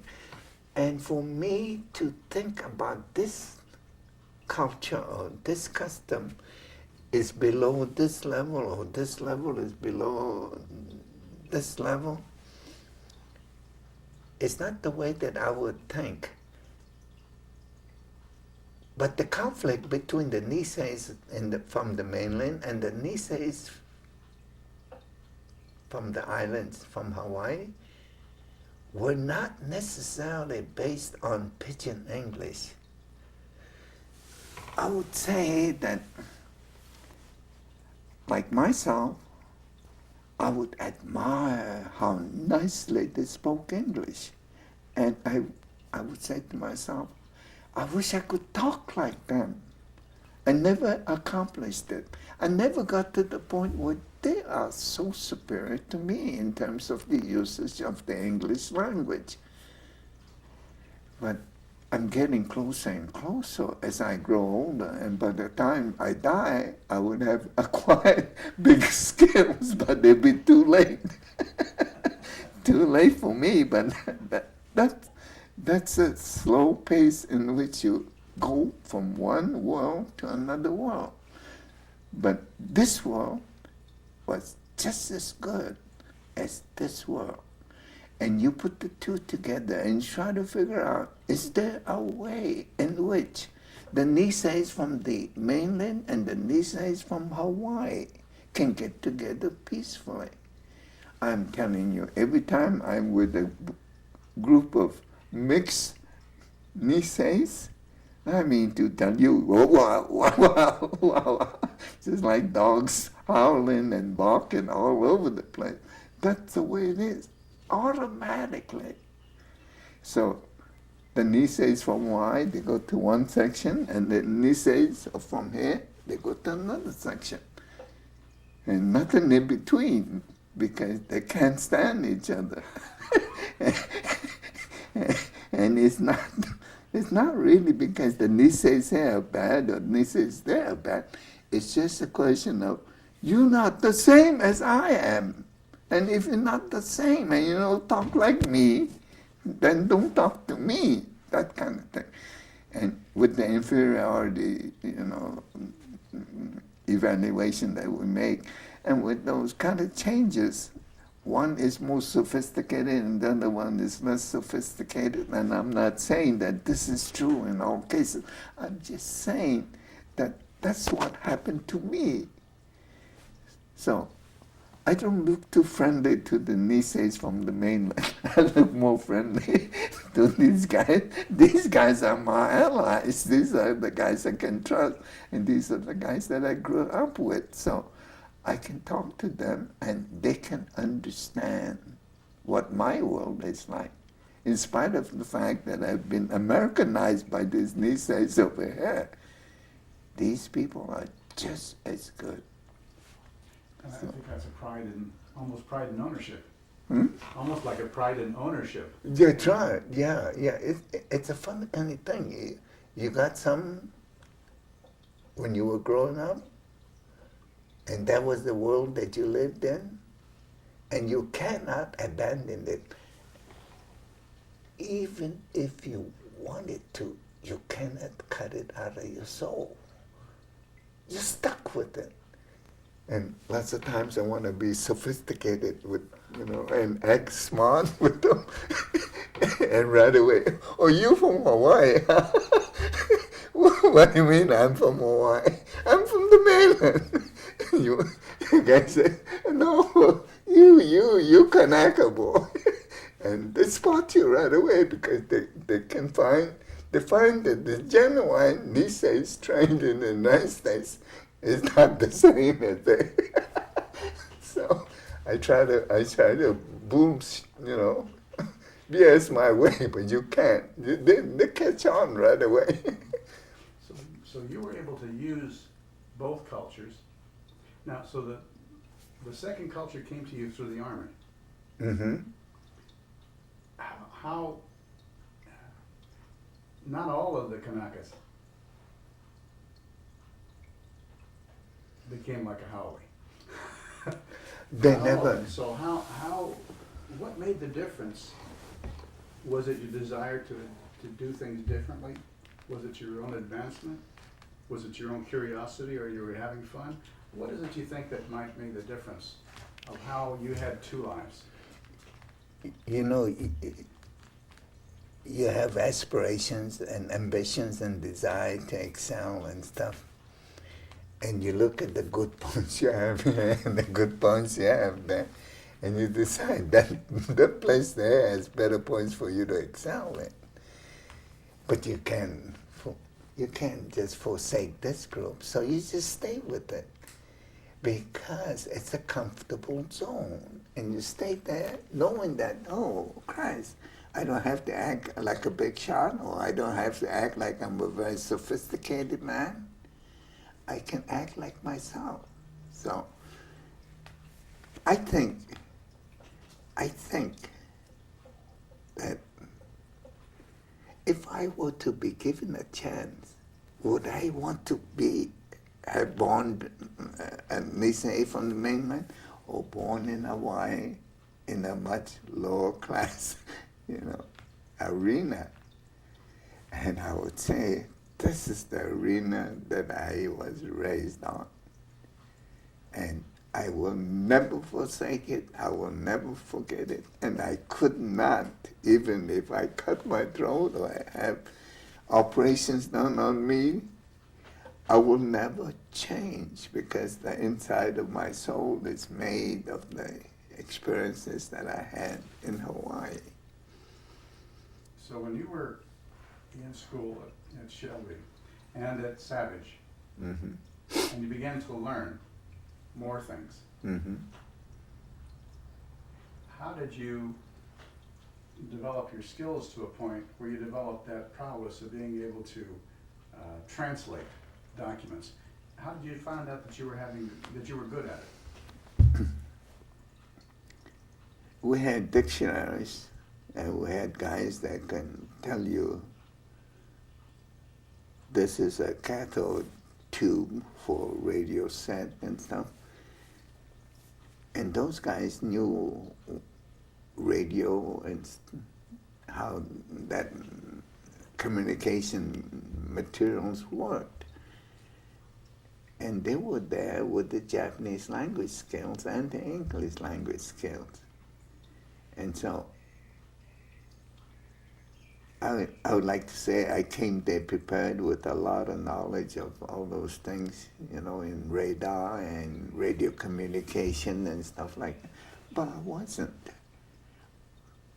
But I learned enough to see that breaking the code or getting interception that had monumental significance in the Pacific War, I could see that and I can understand that. And my job of finding out how the radar worked and what kind of antenna worked with best and stuff were all in the Japanese documents, and then we translated them. And in the process, I learned a lot of these things that helped me. So I went in there very poorly prepared, language-wise. But after a while, you start getting the hang of things, and then after a while, you say, hey, you know, I'm getting to learn a lot of these kind of things that I would never have learned. And so, like radio and stuff, I used to take the national schools test, you know, classes, because at that time already I had gotten to the point where I would love to know more about superheterodyne radio circuit and stuff, because I became familiar with those things and how radio communication significantly affected the war in the Pacific. So I did all these kind of things, not because I wanted to become Superman or anything, but I was introduced to all these things. And then instead of thinking about cooking school or, you know, mechanic work, I gravitated to those kind of areas. So no big thing as far as I'm concerned, you know. So you did that?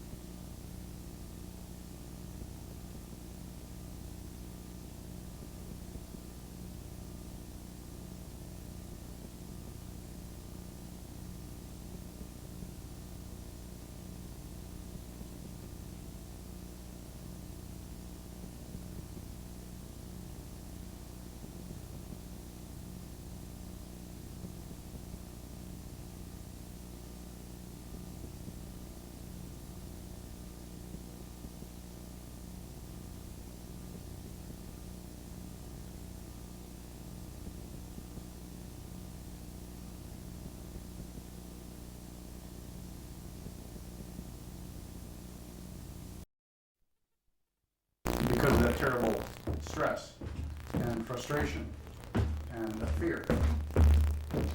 And you know, you were a master mechanic, being able to interpret information and translate it.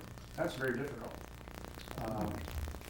So it was easier for you and harder for other people. But something you developed. So we'll explore that a little bit.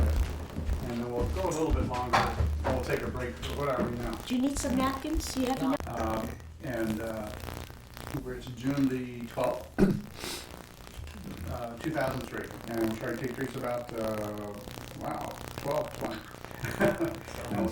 Excuse me? 1:20. Oh my God, it's 1:20. Can't read my time. But I wanted to ask you, Doctor, about, we were just exploring issues of language and how that was used for you in translations, and how your skills were becoming stronger through your training. And how long were you at Camp Shelby in Minnesota? Camp Savage, yeah. Camp Savage, I'm sorry. I think we were there 7 months or something like that. Yeah.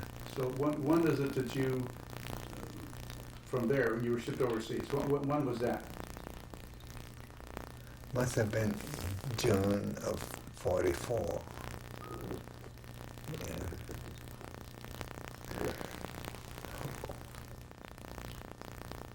From there, from Camp Savage, we went to San Francisco and then boarded the ship, troop ship, to Brisbane, Australia. And like all the ships that traverse any waters during the war, they kind of zigzag. It took us quite a while to get there. And one of the things that happened at that time is that after we were docked, the truck drivers and the people driving the loaders and unloaders, they would be driving up and down the pier. And there happened to be a truck. And the driver is waving and waving at us. And we'll be waving with him. And then I said to myself, how come he doesn't watch the road? You know, make sure that it doesn't fall off the pier. Actually, he was waving from the side where the American steering wheel is, which is over here in Australia on the right side.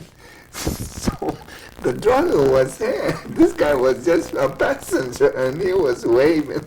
And we were wondering, what is it? He doesn't keep his eye on the road, that kind of thing. But That was your first exposure to Australia. that was my first exposure to Australia. The second exposure was a funny thing. When we got off the ship and getting ready to go to a place called Indupilli.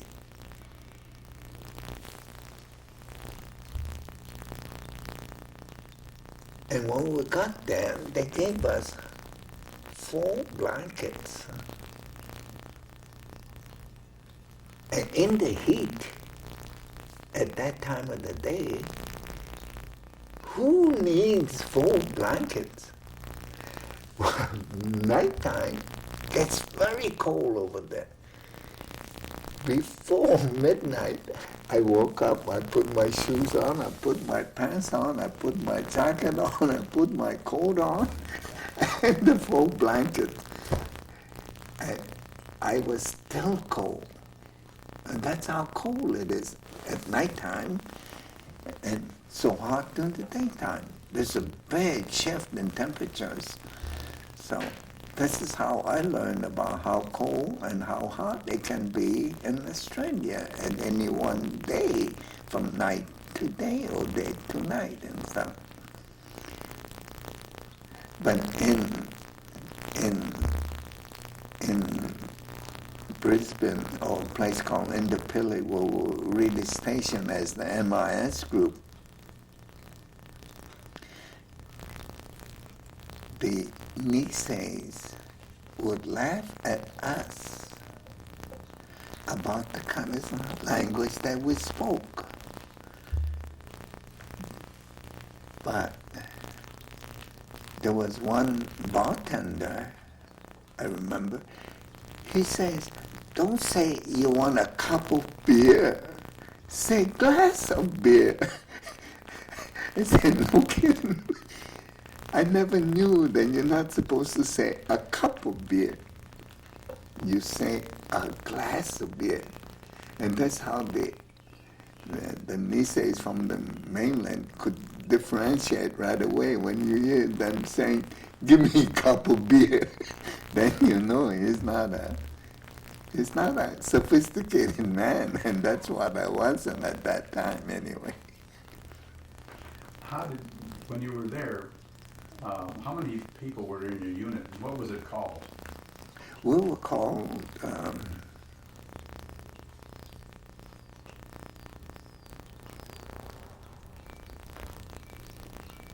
I think we were called ATIS, Allied Translators and Interpreter Service. And we were there assembled to get ready for assignments in the fields as required, and then we would have a supply pool of trained translators and interpreters.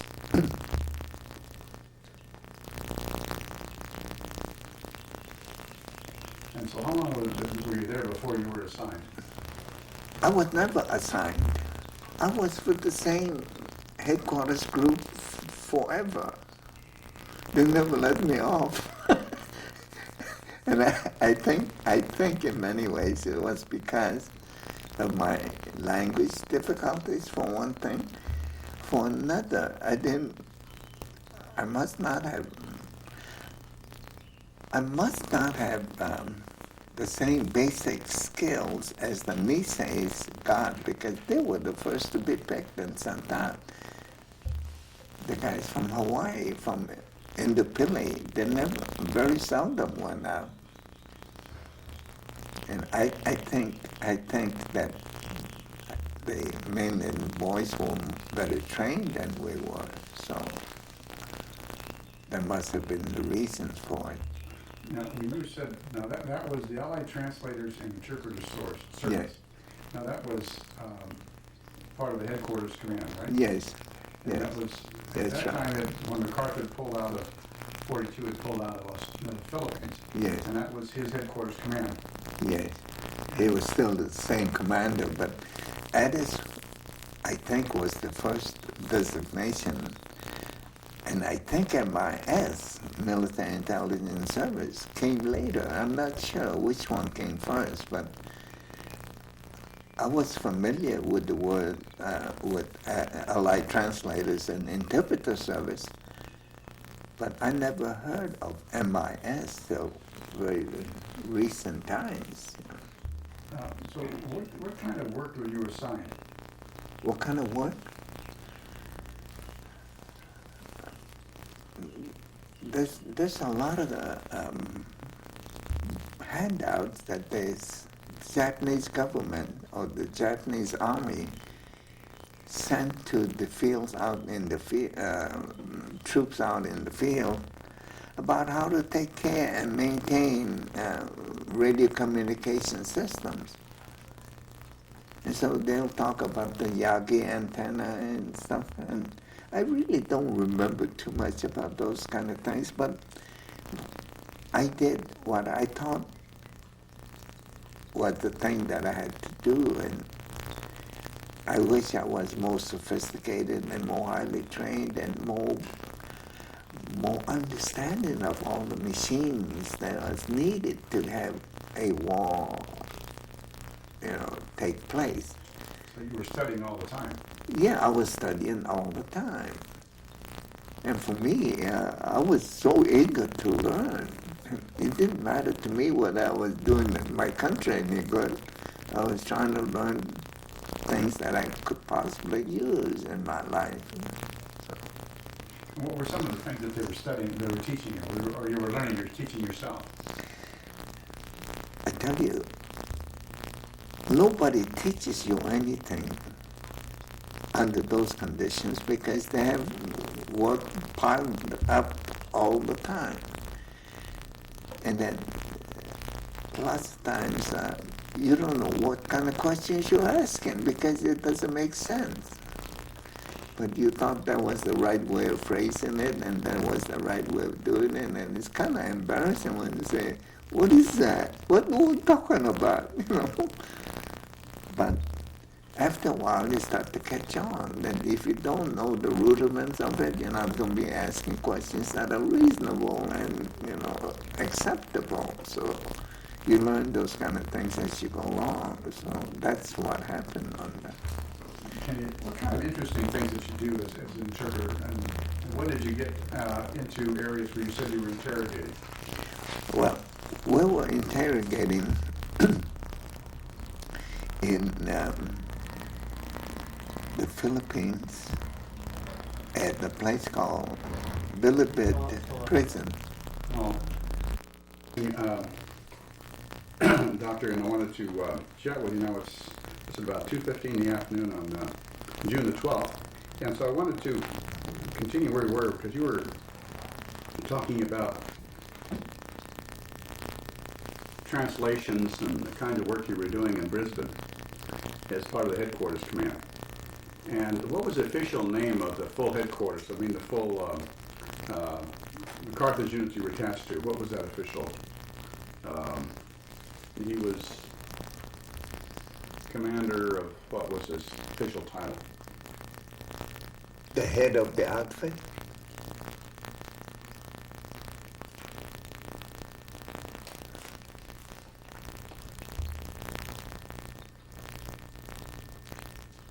I'm not sure, but there was a guy named Mashbeer and Rasmussen and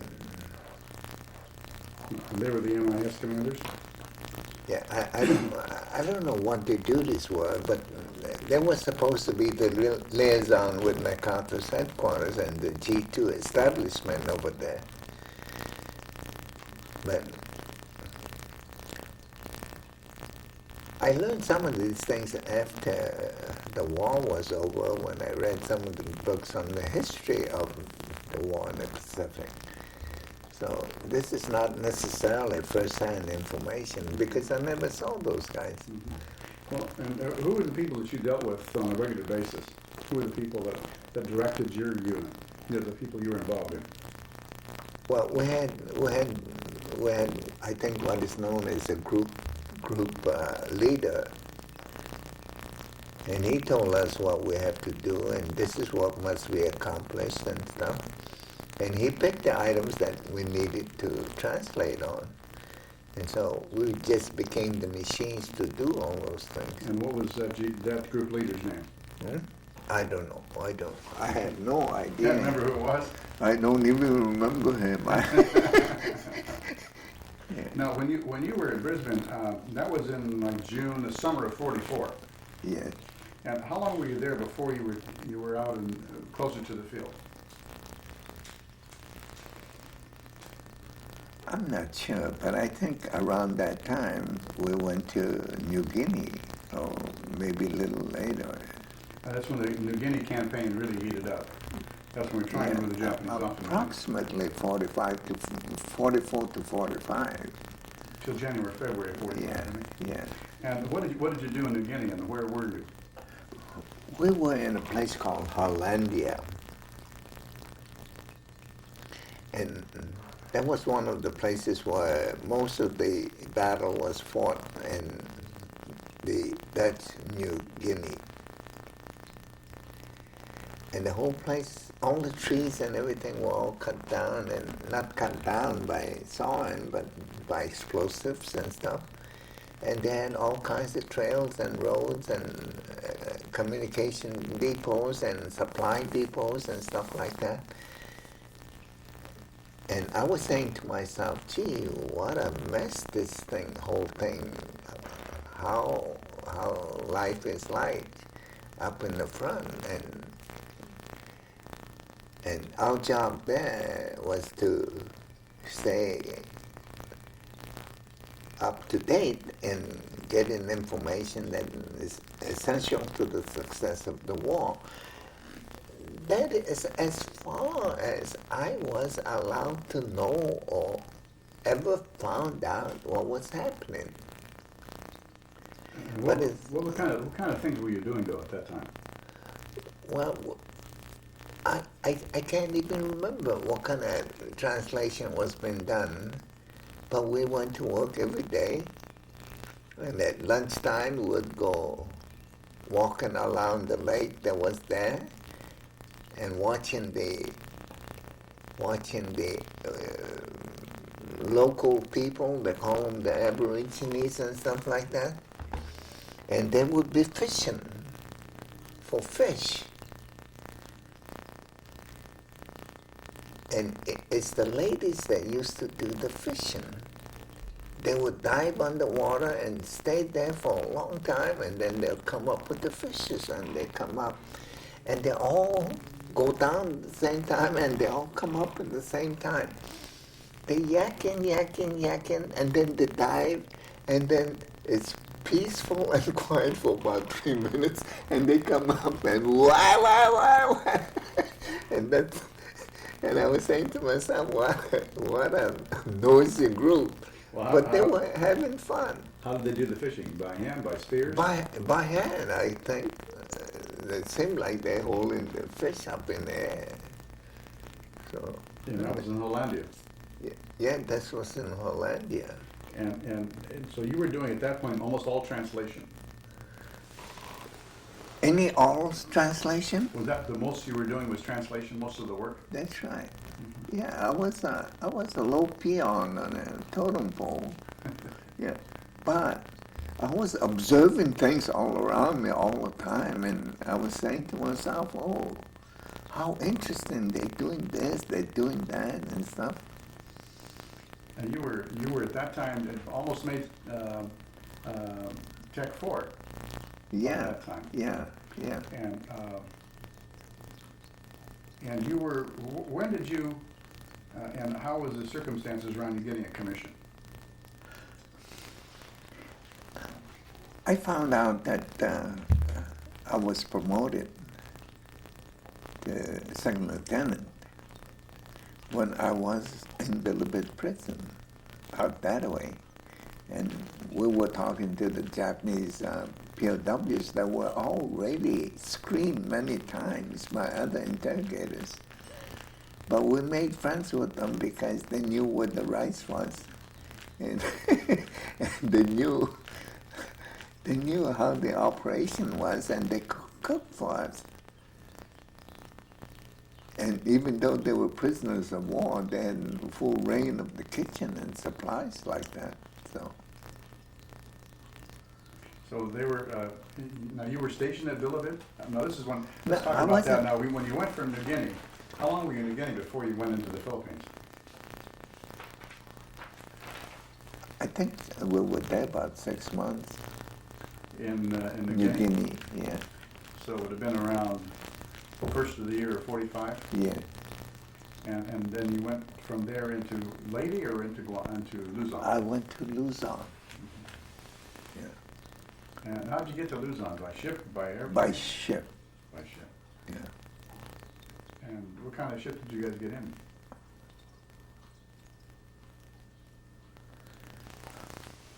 All boats were the same. I didn't even know it. But you got there. Yeah. But when you got to Luzon, did you pull into Manila Harbor, or where did you go? No, we were at the Santa Ana racetrack building, and they put up a tent city there, and that's where we stayed. And that's just outside of Manila. Hmm? Just outside of Manila. Yeah, outside of Manila, yeah. And so when you were there, that would have been February, March. No, it would have been later than that. More like August, June or June July. of 45. Yeah. So between the first time that you left from New Guinea, and when you left New Guinea, you went straight into Manila. Yes, the Philippines. So it would have been around probably May or June then, Yeah, May of or 45. June. Yeah. And so you were there, and what was your primary job? What was some of the things you were doing?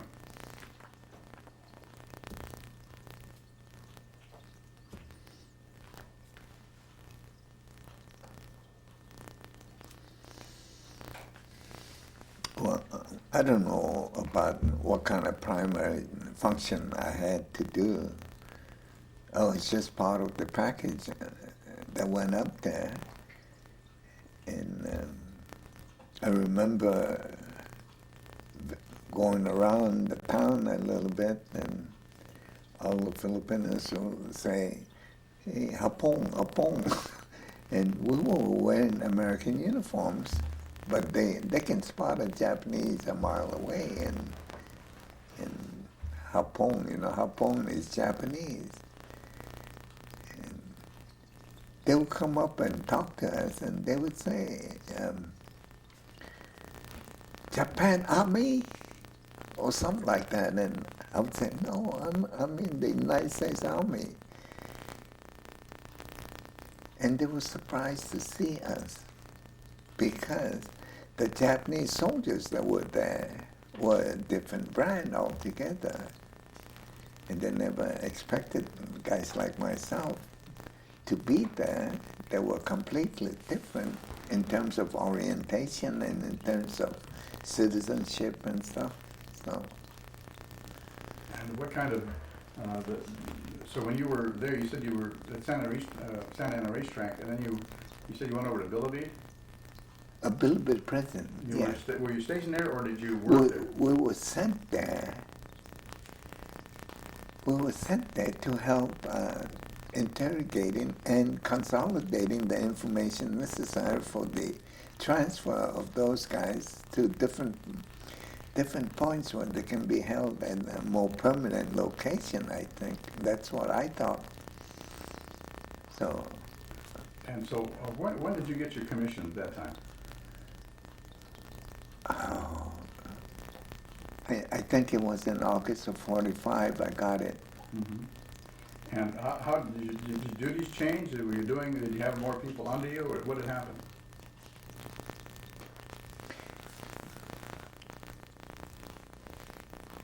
I know that my life changed, but I don't remember anything about additional duties or assignments or anything. It didn't seem to me that I was delegated to do a much higher level of command control and stuff like that. But I was amazed at what the difference was between being an enlisted man and becoming an officer. So we used to get food at the officers' mess, which was a lot nicer than just the thing. We used to be able to catch different kinds of transportation from the motor pool to go visit Manila and places like that.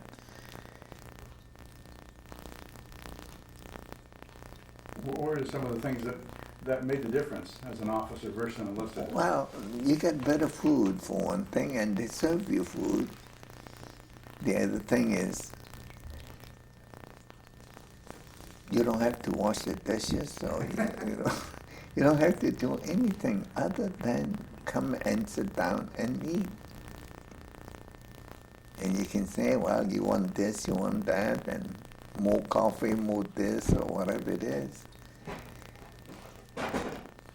that we never were able to get as enlisted men, because we had to go hold our,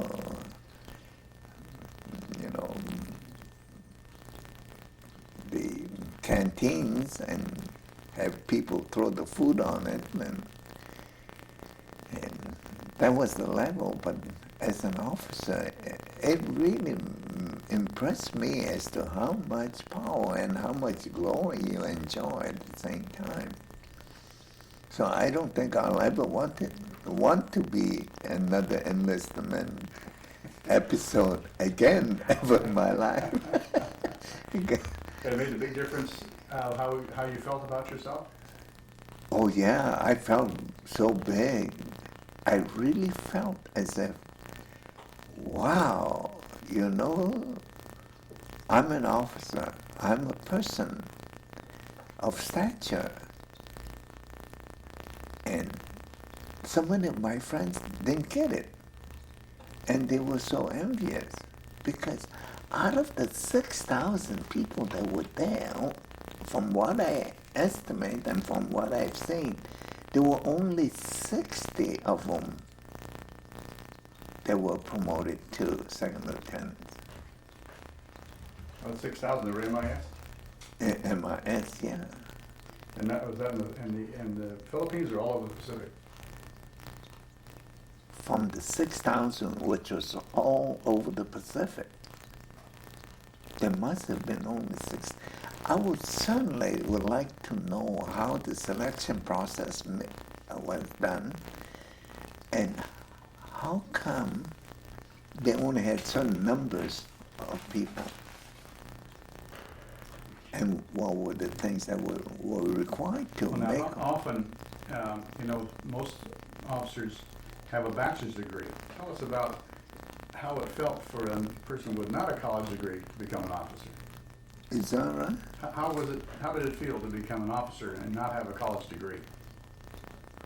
I didn't even know that college degree was a necessity. I thought all I had to do was be there, or I happened to be there. So I'm not sure exactly what the criteria was or what the requirements were. I didn't even realize that I was on the selection list. You realize how special you really were. Let me show Yeah. you. Can you Yeah. hold this photograph? When was that taken? When was that picture taken? This picture was taken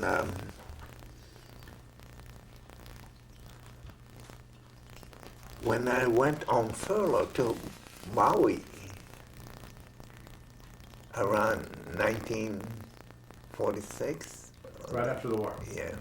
Had you made first lieutenant yet? No, not yet. It took me a long time to get to be a first lieutenant. Well, it took you a long time to get it first to become second lieutenant. Yeah. Yeah. And how old were you then? I must have been 18, 19. When the picture was taken, about 20, right? Or 21. Yeah. And my mother wanted it so bad. So I put my uniform on and stuff, and she was showing my picture all over the place. You see? She was very proud of you. Yeah. And as far as I was concerned, I didn't do anything. Wow. But she was saying, my son, he was, a great person, big shot. Very, very, she was Yeah, very proud of you. and I don't blame her, because if I was the mother in that kind of situation, I'll show it to everybody, regardless of whether they want to see it or not. Now, when you got into the Philippines, you were second lieutenant, and you were doing some of the work at Wwii in interrogations. Now, Yeah. were you doing them yourself, or were other people doing it? Other for you? people there, yeah. And were you directing anybody at that point, or were you doing it mostly as yourself? I was doing it as part of a group that did the work there. And so I never did anything spectacular, I keep thinking I was just hanging around. And I wish I had more beautiful stories to add and to talk about. Well, what was it like to be interrogating a Japanese soldier Yes. as a Japanese American? A lot of people have made remarks about how difficult it must have been to face another Japanese, but with 2 different loyalties and stuff. It never bothered me. I looked at him as a friend, as a person, and I tried to get as much information as I could. And then the other sharper guys, they'll take over and they do more, and then we'll piece the pieces together. And I thought I was doing a big job, but in reality, it was just a minute fraction of all the things that I needed in order to get it done. So like my experience with getting the Japanese division, what was a remnant of it, and then having them pile the instruments, weapons, and stack them up, and then have them get in a position where they'll be ready to be moved down into the towns below, and how they had the Makapilis or the Filipino ladies that accompanied the Japanese soldiers up into the mountains and how they were tainted with charcoal or the sand, stuff like that. And how you look at the kids that they were carrying with them and how much pain and suffering they must be undergoing because they were disloyal to the Philippine government and went along with the conquering Japanese. Now some were considered comfort women, Yeah. and some were wives and girlfriends. Did you see a difference?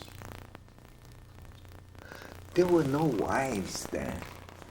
They were all ladies that accompanied them by having children, perhaps, or having someone that they wanted to be with, or they felt that they would get a piece of the action or the distribution of good stuff by joining this group or joining that group.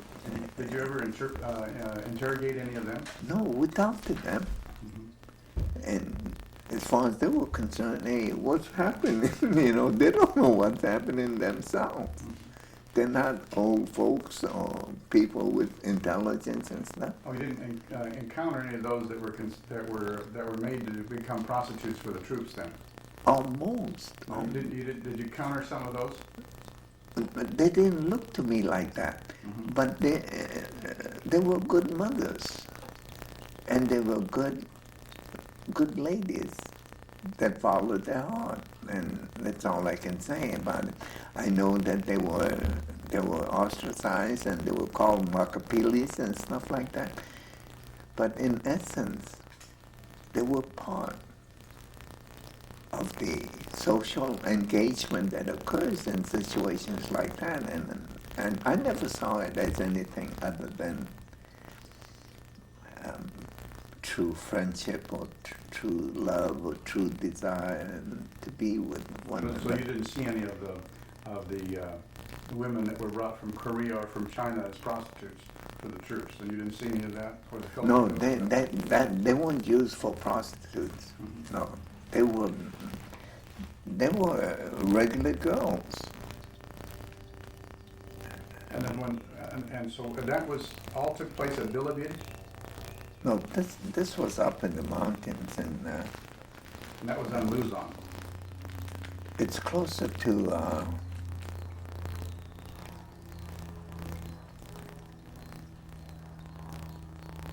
what's the city of Up in the mountains like Baguio?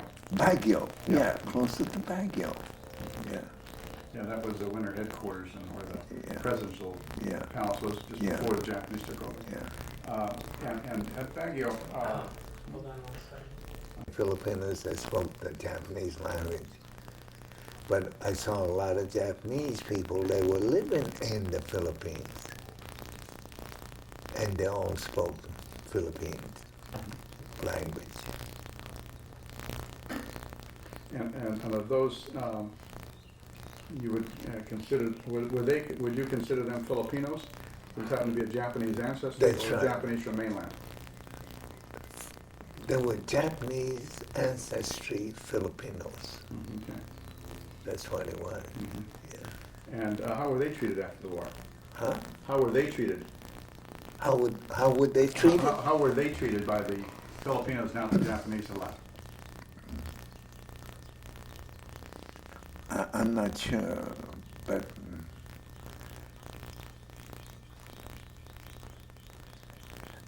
I know that the ladies that were married to the Japanese Filipinos of Japanese ancestry were treated roughly after the war was over. Until that time when the Japanese army was there, I think they were treated fairly decently. But when they moved out, they were in disfavor at that time. Now, when you were stationed there at Wwii, then you said you went up to Baguio. And at Baguio, what was... We didn't get up to Baguio, it was up closer. I see. And what were you doing at that point? What was I doing? Yes, exactly. Same I, thing? I was the translating interpreter, helping out with the surrendering procedures, like getting the adjutant and the general officer together, and then getting the paperwork done and translating whatever was needed to let them know that the surrender procedure included this item and that item. And Well, what kind of things would have been there? The Japanese, at that point, was a headquarters unit that was surrendering them. And you were interpreting between the two? it was not a large group. It was myself and about 4 other Caucasian officers, and that was it. That was the entire surrendering group. And so, and how did you, what did you do between the Japanese and yourselves to work out that agreement? Did you meet with them to confirm? No, we didn't have any documents to fill out. We knew the requirements, as I said, from the white officers as to what the terms will be, and it was very simple. You have to strip yourself of all money and weapons, and you gotta stack your things here and stack your things there.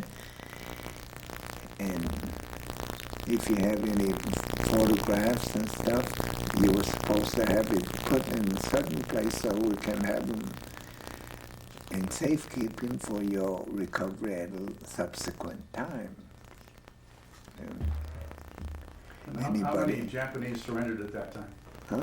Remember how many Japanese surrendered at that time? Oh, there must have been close to 800. Mm-hmm. And how many Americans were there at the time surrendering? With myself and those 4 officers. So those 800 surrendered to the 4 of you guys? Yeah, but they didn't feel any danger. I didn't feel any danger. Yeah. They know the game was over. They knew the game was over. So they had, I think, made overtures as to the willingness to come down the hills. So how did, you knew that they were starting to surrender, did they approach you with a white flag and you went out? How did that happen? Oh, I saw them coming down the hill. Uh-huh. And I walked as fast as I could to greet them. Mm-hmm. You just walked out with your Yeah. M1 and a white flag? Or No, what did you do? no. I just had my uniform on and my cap on, and my boots. And I went up there, and then right away they knew who I was and what I was there for.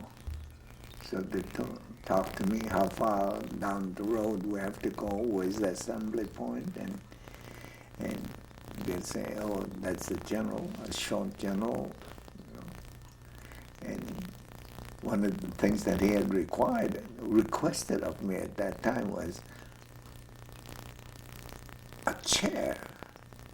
And I had said, we don't have chairs there. You can sit on the rock. And the adjutant general got real mad at me. He wants to scold me because it's a defamation of a field officer or general officer, and the second lieutenant telling him what to do. Go find your own seat. I shouldn't have said it like that. I should have said that I'm sorry we don't have any chance or anything. But I think, too anxious or too arrogant. You told them go find your own seat? Go find your own, chair. But. And then they surrendered you, just followed you down the hill? Yeah, they surrounded and. You didn't have any weapons or anything? I had nothing. I think it never bothered me. You never had a sidearm or anything? Nothing. And I told them, hey, you bring your katana, the swords, you put them here, and all your nice rings and all your watches and pens, and, because we wanted them. and all the yen and stuff. So, and don't know where to put them. And I kept an eye on where the money was. Sure. But, and then, They're on all their rifles. yeah, yeah. So, Do they have any equipment other than rifles and things of that nature? Well, No trucks or jeeps or anything? they came down from the mountains without hardly any food. They came down without any medicine. They came down with all kinds of sicknesses and stuff. And they were really helpless case. They were not frontline soldiers anymore. So for them to be surrounded under those conditions, it was a relief from having to eat, sleep in the trees and stuff. Yeah, well, Yamashita decided to leave the city open. That's what he was going to do, and he pulled his forces out, and one of them went up towards Baguio. Yeah. All headquarters company people. They liked that place. They were not infantry, Yeah, so they were settling in the jungle, yeah. and they were headquarters people. They'd been used to being in offices. Oh yeah, oh yeah. So suddenly, they were in the jungle with and they weren't able to get foodstuffs up to them. Oh yeah. They had this yeah. time. Yeah. And that's when the Marines decided to Yeah. defend. So you were there at the time that the Japanese naval Marines were defending Manila. Yeah, they already left. They already occupied Manila. Yeah, they already left. And you got there at that time? I don't see any.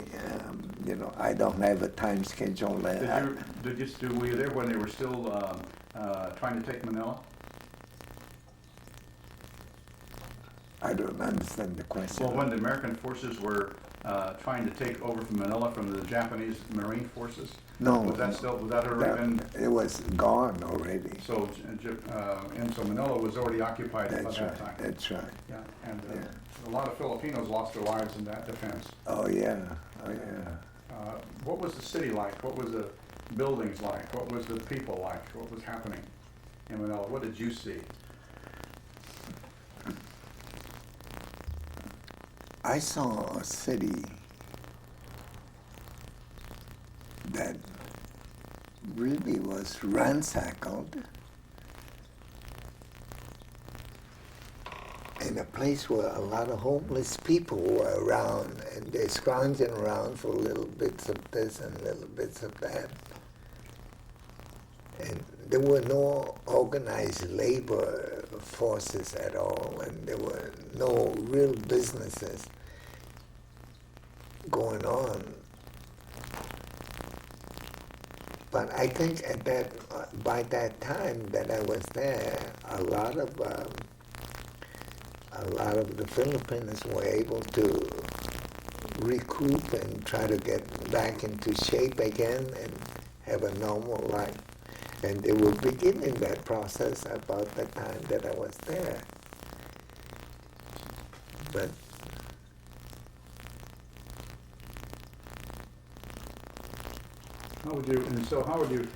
how did you come across these? Can you tell me about those? oh, I don't know how I found it, but I don't know Tell me why about I them. kept them.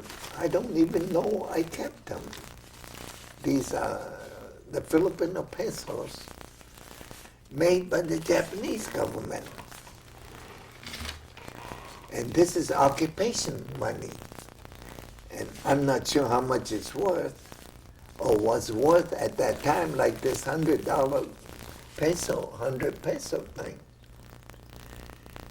But I kept it because there were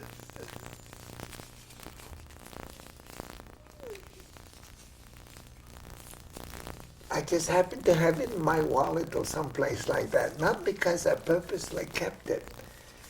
The places that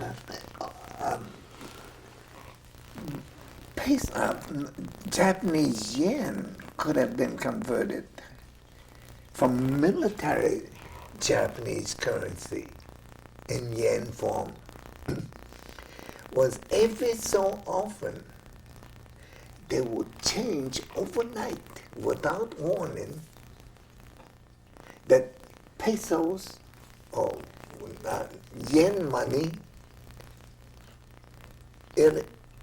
issued by the U.S. government is completely gone. And the reason why they did it was because there was so much black market in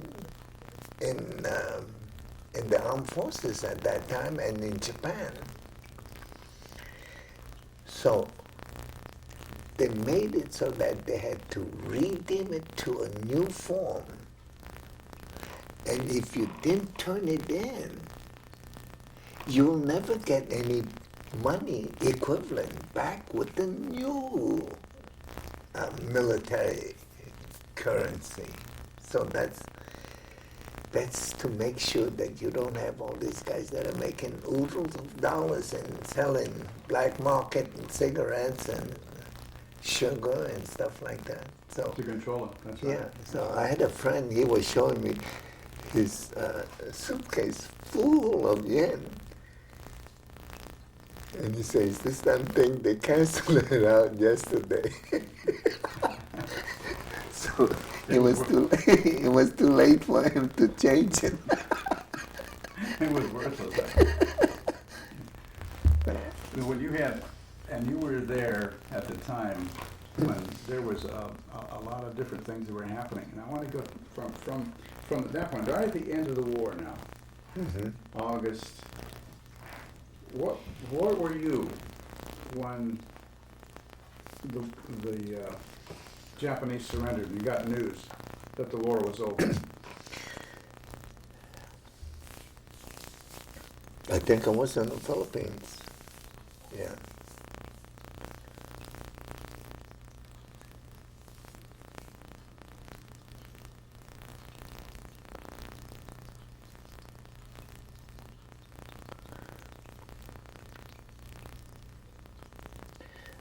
Sometime on the ship going to Tokyo, we heard the Emperor's voice. And I didn't understand what he was saying, but in essence, from what I gathered from the other people, was that the people of Japan had surrendered, and because of that, we have to abide by the rules and regulations as set forth by MacArthur and the American troops and other troops. And it was just an admonition to the Japanese public to be good people and surrender in peaceful manner. So. And you remember when you were going to Formosa or going to part of invasion force? What were you doing at that point? No, we were going to be occupation forces. The occupation forces had already been there about a month by the time we came up there. And so where did you arrive first? Oh, I have no idea. Because I think the surrender ceremonies took place around September 2nd or thereabout, and then the final arrival of the initial troops was sometime early or late September into August almost, or late August and early September, yeah. And so that's about the time you started arriving? Huh? That's about the time you got there? Yeah, so we got in about a month and a half after the initial entry. And your first duty station was where? I was in Tokyo, attached to Addis. And our job was to do all the translations and set up the necessary bases and equipment that would be needed for the translation and interpretation thing. And that's when I was assigned for the United States Strategic Bombing Survey, where we went all the way down to Hiroshima and saw all the devastation down there. and heard from the people around there as to why they're alive and why others have died and stuff. And we kept a record as to where we traveled and where we stopped, and all that information was sent back to General MacArthur's headquarters, and that was that. What did you think about your arrival in Hiroshima? What did you see there? What did you think about when you arrived in Hiroshima? Oh, Hiroshima? I don't think anybody that was alive at that time was very interested in finding out who dropped the bomb or what was the cause for it or anything like that. They were in a state of complete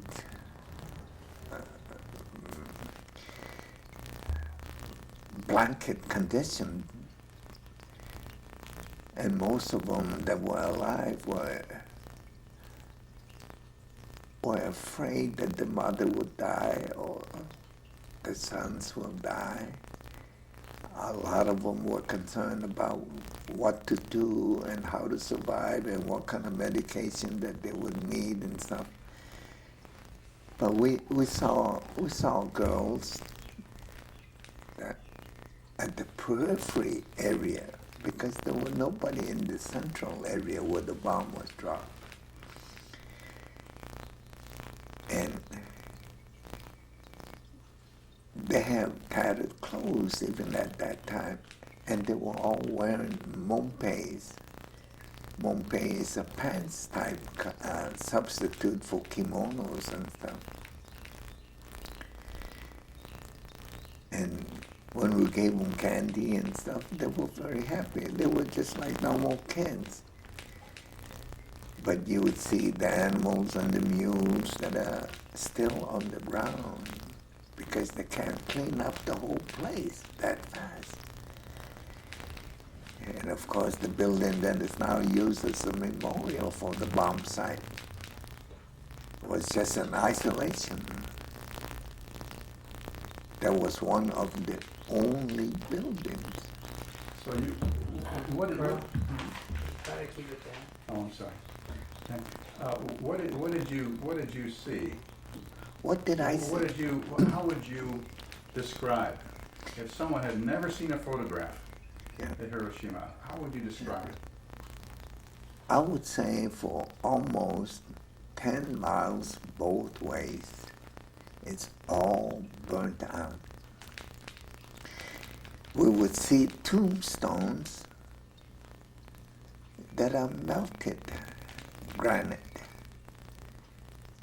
I used to say, hey, this must have been pretty hard. We were never warned of the fact that we are walking in a radiation area because nobody knew anything about radiation area. About 6 months after that, I came down with malaria.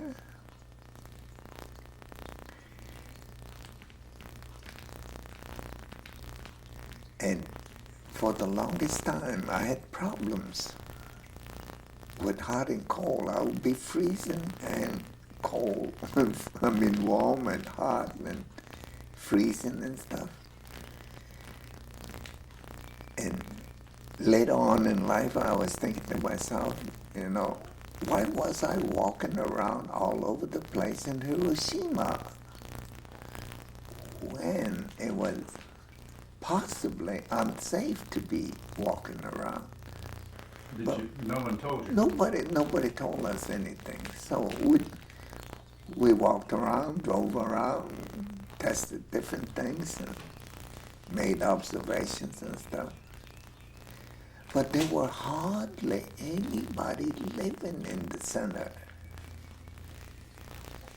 because they were either killed or their homes had been destroyed so that they couldn't reside there any longer. But outside, we know later on that there were a lot of students. They call them the Hiroshima Maidens. They saw this lone B-29 up in the sky, and they were looking, whoa, what a plane up there. It's going to drop a bomb. Hiroshima, up to that point, I understand, was never attacked. And Hiroshima was not the first choice, but because of the cloud situation on the other city, they decided to hit Hiroshima. And the kids just stood outside looking at it. And when the bomb exploded, they tell me the flash went all the way to the building up on the hill slope. That's how much power was in it, because the epicenter to where those kids were, they were lucky to be alive. They were out there. But it was at least 8 miles or something away from the epicenter. These were known as the Hiroshima maidens. One of the things that happened that a person told me about what happened to the Hiroshima ladies was that they were put in the attic of the homes that were still standing, and that they would have to, the ladies had to repent for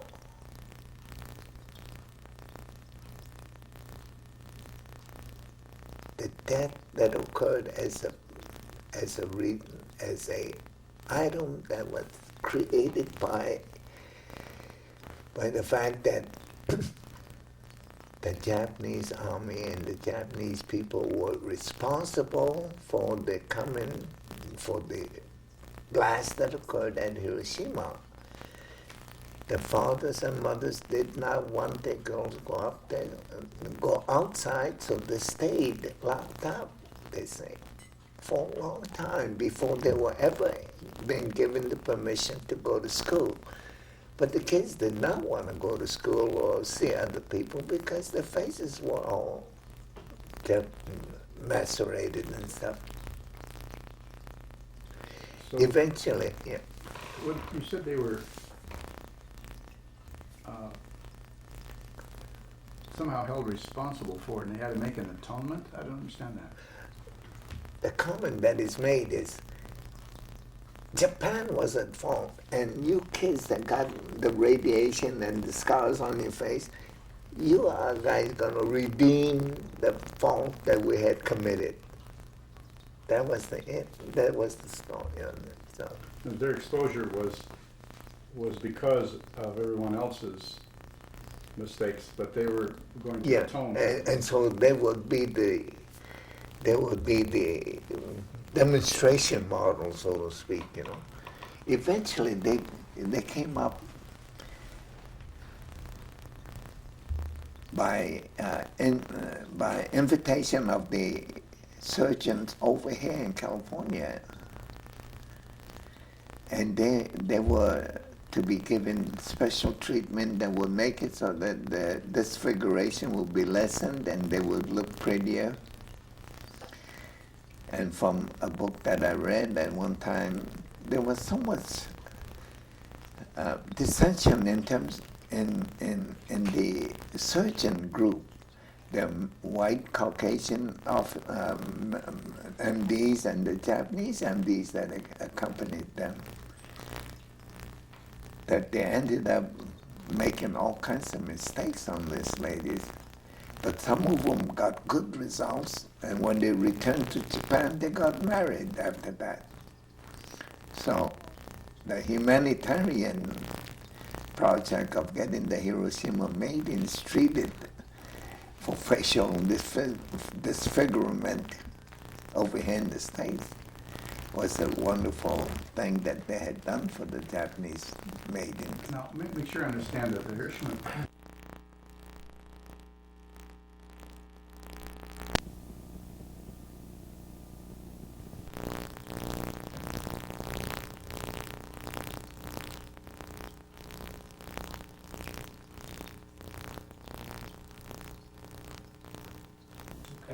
I think that Japan appreciated America more when America was ready and willing to assist the ladies that were known as the Hiroshima maidens. And I would certainly like to know what really occurred to them, because I seen pictures of them, and I saw the transformation as far as the surgical procedures were concerned and the results thereof. But the fact that they returned to Japan and eventually got married, the kinds of things I will be interested, because I would like to know whether or not there was any residual radiation that caused problems with the growth of the baby and stuff like that, and whether there was any problems with breathing, feeding and stuff. And so there's a lady over here in Los Angeles. She was a victim of that thing. She's married to a friend of mine, and they used to come to see me before. And every year at the St. Vincent's Hospital, they have a ceremony for the Japanese Hiroshima victims that are living in this area, and the progress and the problems that they are having or not having and stuff like that at the St. Vincent's Hospital.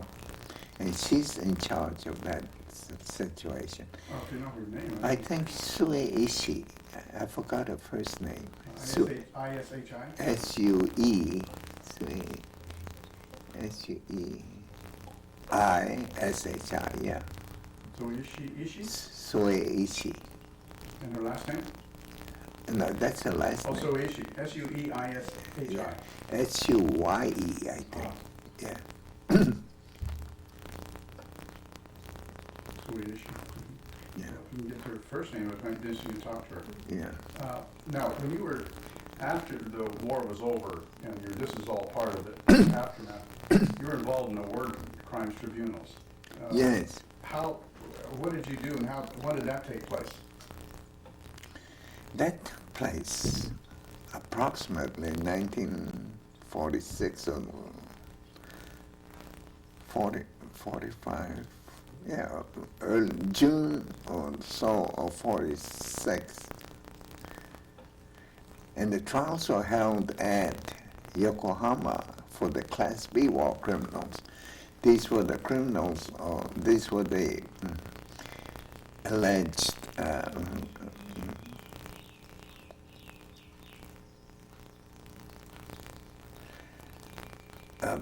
officers and enlistment that maltreated the American prisoners of war in Japan and put them to work at different places. But we work with the war crimes defense, not the war crimes prosecution side. And that is the reason why we were attached to the JA, Judge Advocate Department. And our job was to gather information that would help the defendants by virtue of the commands that were given by the camp commander or the regional general and stuff like that, and try to put the blame on somebody else.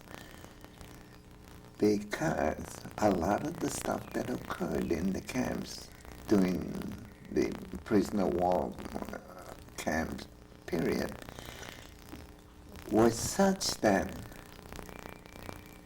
the camp commander would have no knowledge about the pilferage of cigarettes and chocolate and candy and chewing gums and medical supplies that were coming in from the Red Cross, because somebody will swipe all those things before it even got to the camps. And to attribute or to say that the camp commander was responsible, it's true, but it's not really true. He was in no position to make sure for the safe delivery of those things. And if they are if there are some that they could use, they don't worry about the prisoners that would enjoy it, and they don't worry about who gave it to them or anything. They just took whatever they needed. They also complained about the fact that they had to stand in line or fall out for some misdemeanor that happened to teach them a lesson, and they'd be shivering in the cold outside. Or they would be put to work in a coal mine or iron mine and stuff like that. All these things were done, yes. But it's the same kind of things that were not necessarily responsible for the Class B war criminal, because they didn't know who the hell, who was running the coal mines and who owned, who delivered the food to the prisoner of war camps in Japan or in Hokkaido and those kind of places. They had no chain of command for those guys, because only the older soldiers or officers or the wounded and this were the camp commanders. And they weren't the big, strong, healthy men that could have been sent out to the front. So they had little pool. And when you look at it, they call him the bullfrog, or they call the prisoner, all kinds of names.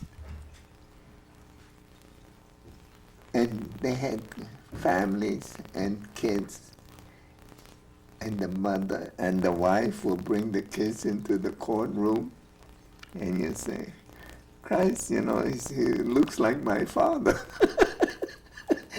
You say, and he's a guy that got sentenced to death. And he didn't even know what the charges were for him, because we explained it to him. But when you talk about responsibility of letting them stand in that snow and cold, and therefore he caught pneumonia and he died, there's no correlation, because he's not doing it on himself. Somebody's telling him to do it. So what happened over there, and I'm no lawyer, but we had two Japanese attorneys, from Japanese American attorneys that were there. One of them his name is George Koshi. I understand that he's still alive. He was an attorney then. So if he had gone to 4 years of law school and 4 years of college and stuff, he would be 8 years older than I am. He must be 90. But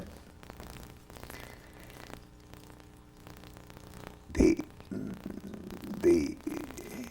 lawyers of Japanese ancestry, they had a hard time with the other white Caucasian attorneys, because they were deemed not to know too much about what was happening, and their education was not as good and stuff. But that's the kind of level of the staffing of the defense lawyer team. But a tribunal, I later read, a military tribunal trying enemy soldiers or former enemy soldiers under a tribunal system is very close to non-constitutional trying of a person. And I don't know enough about it to say that it was illegal, but if you saw the caliber of the officers that were on the tribunal, you would wonder, how can they be sitting there, even though I was not an attorney or never had any kind of experiences along those lines? Because they were the ones, in many cases, were doing the opposite, right, with the supplies and food. They were designated for use for the trial purposes, you know. So some of them got caught and stuff. So I don't want those kind of things stated because Yeah. it's not. Did you ever run across?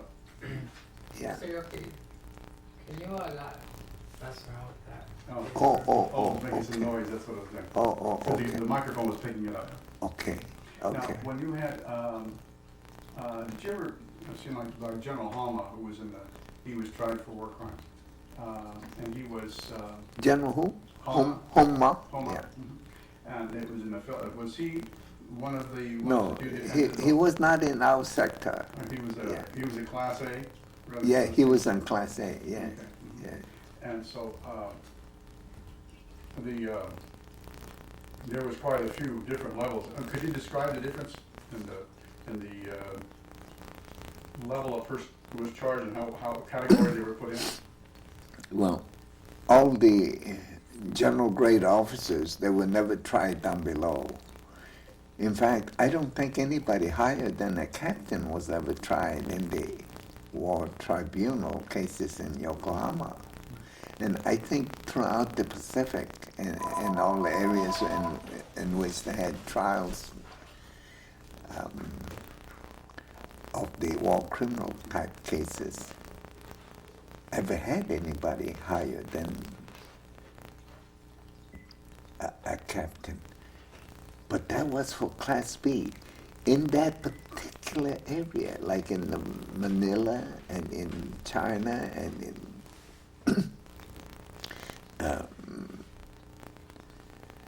they would have Class A generals that were classified as Class A criminals, and so they were treated just like the Tokyo Class A. And they were almost always tried individually, but it was same structure, tribunal structure. And how the structure was that versus, most people are acquainted with court systems here. What would be the difference in what you call the structure? Oh.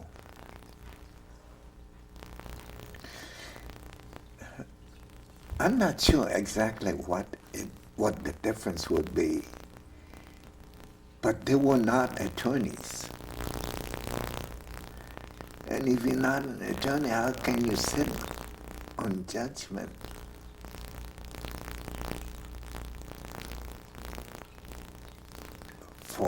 For an enemy soldier that was doing his duty as he saw fit, as was required of him. And you just have to wonder to yourself what kind of system this is. And I always felt that guys that were in the service and then they returned back to the States as former prisoners of war, they would write testimonies. And they would say they had to stand out in the cold for hours, and they would say that they had to have nothing but gruel to eat and stuff. And when we visited the camps where they were held and the kind of works that they did and the companies that were hiring them, you get a different story, but they couldn't. It could be that both sides are exaggerating things, and so you never know what really is the truth. But we have representatives from the different companies coming to us, and they would try to cater our favors in order for them to receive better treatment for the camp commanders and stuff like that. So. And don't know if you had a chance to read Dr. Tenney's books on, he was POW in the Philippines, and then was through the health ships and then slave labor in Japan, just about 30 miles from Hiroshima, is where that prison camp was. And in fact, two of the people, daughter of a pharmacist mate who was at the same prison camp, who's passed away. But the other gentleman, Lester Tenney, his book, I'll get a name of it for you, is a very good book, and that's been used as the basis for the court trials.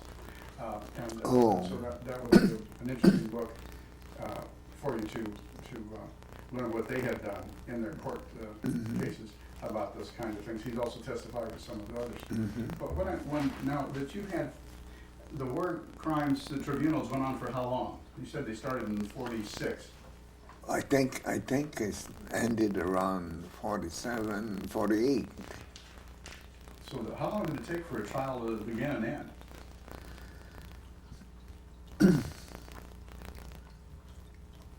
Couple of days at the most. So there were quite a few trials. Yeah.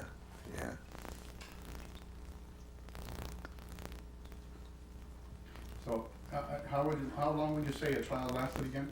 About 2 days. A trial would last how long? 2 days, yeah. 2 court days, yeah. What I would like is if you could use my question and the answer. Yes. Because then we could have the whole thing in there. In other words, you could say the trials lasted for 2 days.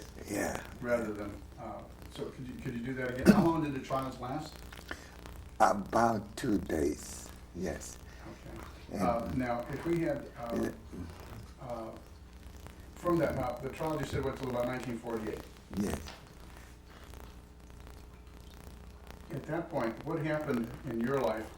You've been converted from a military to civilian, am I correct? Yes, sir. When did it take place where you changed from military to a civilian?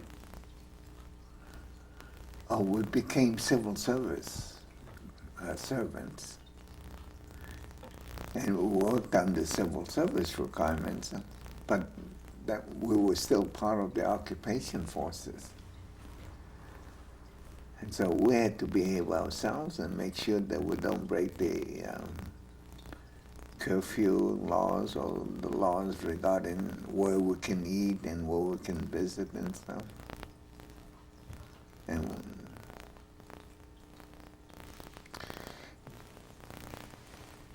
in reference to the war crimes trials, Class B war crimes trials, I think the United States did a wonderful job in Japan because I witnessed some of the sentences and I witnessed how much the tribunal had to lean backwards in order to help these guys that were accused of doing different things that were cruel to the prisoners of war. But I think they left a good impression to the Japanese public, and I think that we should be very grateful to the tribunal, at least in Yokohama, that served in a real decent manner. The only thing is that they were able to distinguish whether a guy was exaggerating, or they made decisions as to whether or not it is a true statement or this is what really was the problem behind it. And they understood that under certain circumstances, you're going to take the food and the medicine first, and you're going to smoke the cigars first. You're not going to give it to them. So the result was everybody leaning backwards and then trying to help each other survive that ordeal. So. Now, the trials took place in how many cities? And where were they? One in Yokohama and one in Tokyo. The Class A was tried up in Tokyo. So the Class A was only in Tokyo? Hmm? The Class A trials were only in Tokyo? Yes, Class A, only in Tokyo. And guys like Tojo and the other guys, they were all up there. And we used to go visit them at Sugamo Prison. You know where Sugamo Prison is, huh? Yeah. And What would you go there for? huh? What would you go to the prison for? Oh, to interrogate guys that was commanders for the area or for the troops and to find out whether or not they encourage good treatment for the POWs, or they were supposed to make them work all day long and not feed them and not give them medicine and stuff like that. By and large, the general grade officers, they absolutely had no time worrying about POWs. But most of them were hung. Mm-hmm. You know, most Yeah. because there was no respect for prisoners, That's right. Yeah. none and whatsoever. that's So that right. there was no food, no nothing in the That's system right. for Yeah. prisoners. Yeah. And I know General Yamashita's wife had written a notice to President General MacArthur saying that, can you possibly change the method of execution from hanging to anything else? Because in Japan, only the lowest of the lowest criminals are ever hung. The rest get a chance to be electrocuted or, firing squad or different ways of death. Other than seppuku, commit suicide by cutting the stomach and stuff. Different ways of handling that type. And she says, my husband was a good husband, and he was a good soldier, and he fought for his country just like you have been doing, General MacArthur. Could you possibly make it so that my husband does not have to be hung? And General MacArthur said no. And they appealed it, and it went all the way to the Supreme Court. And the Supreme Court says the field commander is in charge of that kind of decision, and if the field commander says you're going to be hung, that's it. That they cannot interfere with it. So he was hung. After that came Tojo and those guys.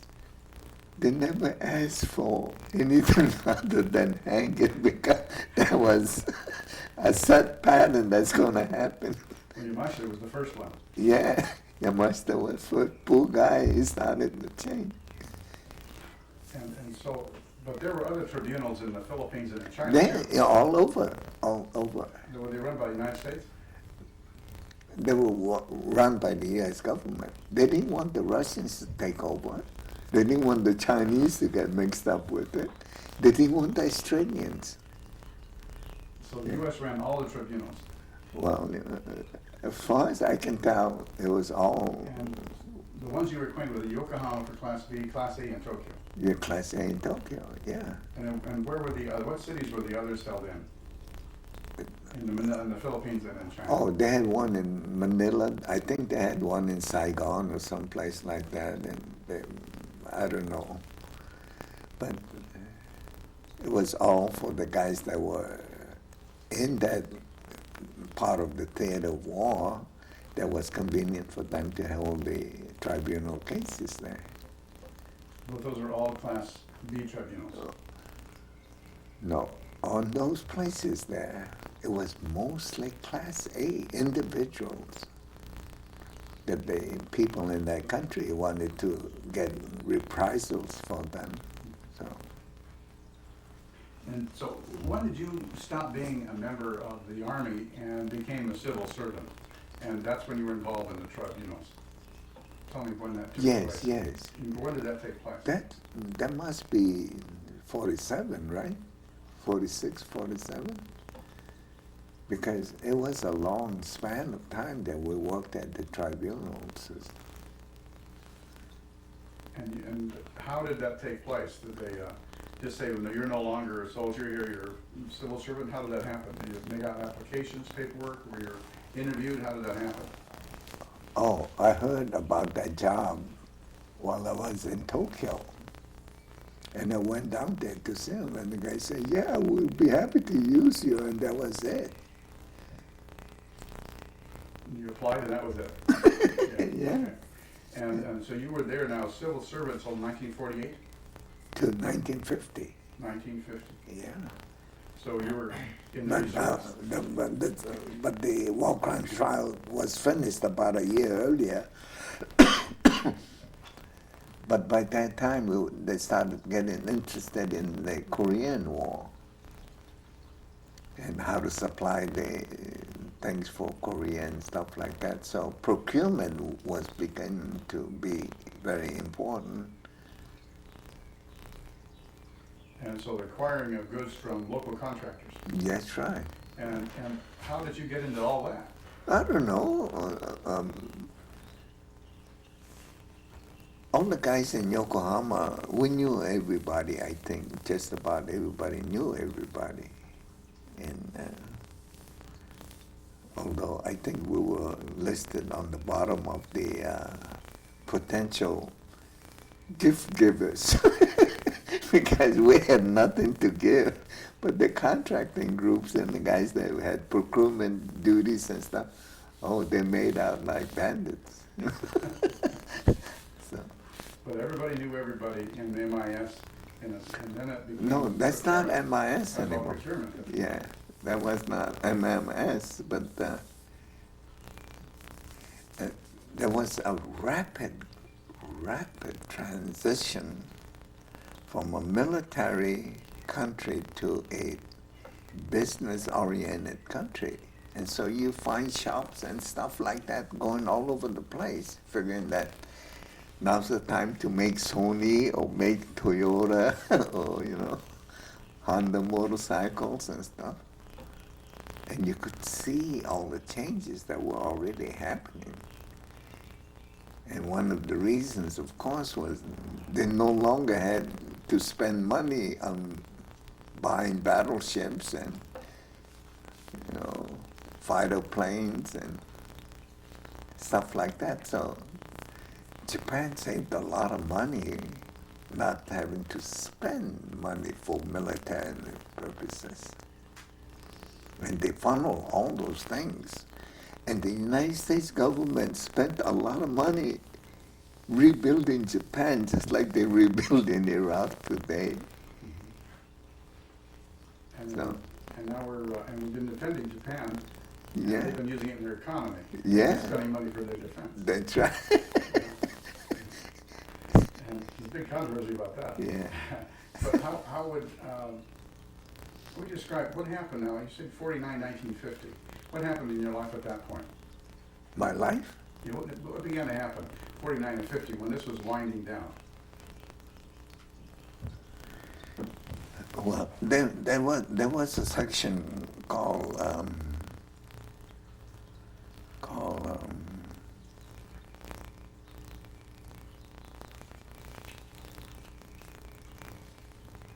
something like an auditing section.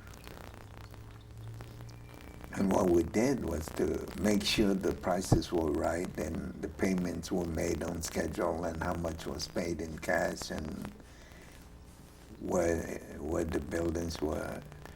Because so many of those things were military barracks, military homes, places for the storage of military equipment and stuff. So they all had to go through a process of being screened out as to whether or not it is within normal ranges as to cost and the time span for the construction and the materials and where they're going to get all that stuff. And so your language skills came in again. That's right. It's the same thing. And in that particular part, we had these Japanese guys that were very eager to make business with the American troops. So we became a go-between, but we were valued as very valuable go-betweens because we can make it or break it for them. But we weren't in it long enough for me to, before I left Japan. So you were in this procurement area for the military Yes, of civilian contractors. that's So you right, managed that's to do right, that. yeah. Now, after that, what happened? This was 1950, 51? 50, And what happened at that point? Now, you'd been overseas yeah. since 19, 42, since 43. yeah. So 7 years you've been overseas. 7 years. Had you come home on leave and things like Yeah, that? when this picture was taken. Mhm. That's the first time they let me go. In fact, I didn't know that we had a leave that we can go home and visit. From what I see in the papers, you come home every other week if you want to. You know, we were there for 7 years, and except for the time that I went back to Maui for my mother and for taking that picture, You hadn't been home at all? I never went home. Nobody went home. Yeah.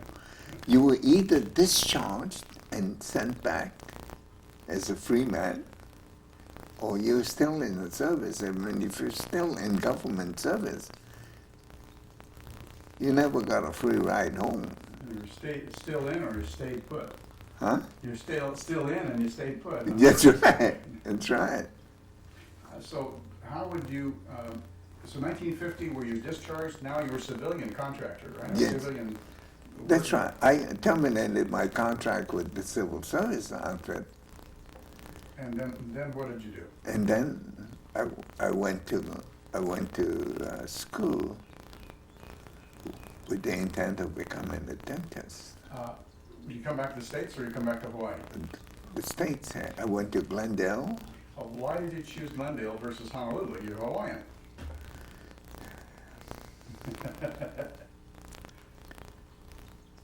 Well, my first wife was from Glendale, Okay, now we know. so that was So she it. had family in Glendale. Yeah, And so they were real nice people, and I really regret having divorced her. But that was one of those kind of things that happened. another life. Yeah, and So you got to I California. see. Yeah, and Now let's go back up a little bit. When did you get married? I got married in Japan. In Japan. Yeah, in Yokoyama, Japan. To a Japanese girl? No, she was a secretary in the war crimes trials. And so how did she get there? And she got there as a civil servant employee from Los Angeles. So she was hired probably by a law firm. That's right. And she was good in legal terms and all those things. And she got there, and She was like a legal secretary then. that's right. Yeah. And so she worked there, and so you fell in love there. Yeah. So when you decided to, and that was, when did you get married?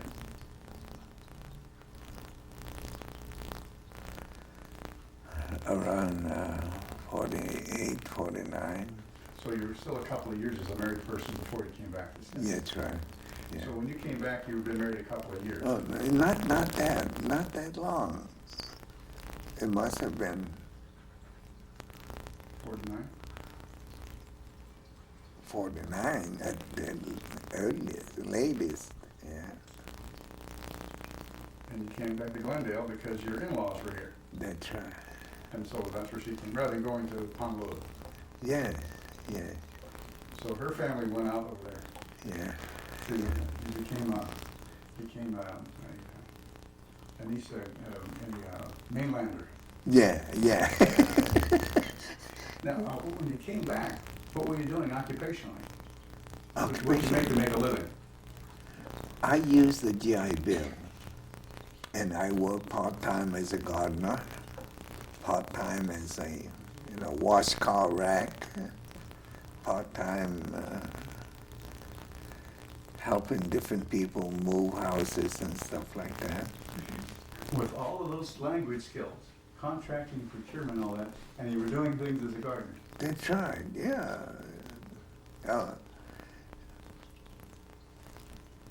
I really didn't care what I was doing as long as I went to school and got my grades. So I graduated tops in my class at Glendale.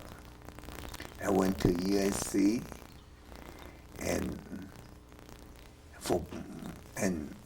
LA City College to pick up the necessary requirements for entry to the dental school. At USC. Yeah, at sea. And I made good grades all the time. And one particular incident, you know, I got an A in a biological science. And my friend, Paul Ehrlich, knew the professor. And he and I, we both got A+. But he got the answers, they got the questions before we took the final exam. So I said, hey, Paul, where do you get this? Well, underground work, he says. But I didn't need that A+. All I needed was a C. But he says, let's go get it, you know. So that's what happened. Now But you went to you went to undergraduate work at Glendale, LA City College, then you transferred to SC Dental School? no, SC had special requirements that I couldn't take any place else, so I attended SC. And that was for your bachelor's before you went to dental school? Yeah, before dental. So after I met my requirements, I sent only one application to one dental school and one application to a med school. And I wanted to go to a dental school because I was telling myself, you know, you're elevating yourself from a farm boy to an MD. That's not too good. But if you go to DDS, that's not, you know, you didn't skip too many places. So I wanted to go to the dental school. And the med school accepted me. So I paid $300 for acceptance fee or something like that. And the next week, SC sent me a letter saying, congratulations, you've been accepted. So I forfeited that $300 to go to SC Dental. Where was the medical school? It was a medical school, right? Supposed to be involved with Loma Linda. And I never even saw the place. Was that the California College of Medicine? I don't know. I don't remember. And upon the Loma Linda Medical School. Loma Linda, yeah. But But as soon as I couldn't get my $300 back, I forsake them. I didn't care about them anymore. And so you went to USC Dental School then? That's right. So you got your bachelor's at SC and your... You know, I didn't really get a bachelor's yet. But you got accepted to the dental school without your bachelor's? That's right. That's pretty good. Yeah. That's pretty good. Yeah. And so you had like 3 years in, or? I don't know what it was, but the guy that interviewed me to get into dental school, he says, your palms are so wet. How come? I says, I'm nervous. He says, don't be nervous. You made the grade already. And that was all the interview. The big interview, right? Yeah. So you were there. When did you graduate and finally earn your DDS? 1958. And for that, from 1958, I spent 1 day a week at USC Dental School as a part-time instructor. I ended up as a clinical associate professor.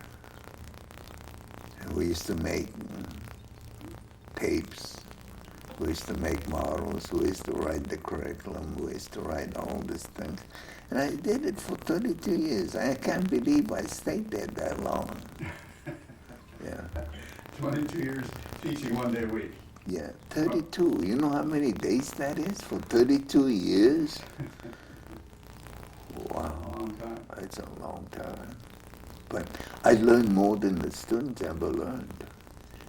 And I applied the kind of things that we were teaching the students as to how to make dentures, how to make this, how to make that. And You did it in your practice? yeah, we used it in our practice. So that you practice in general dentistry? Huh? Yeah, general dentistry.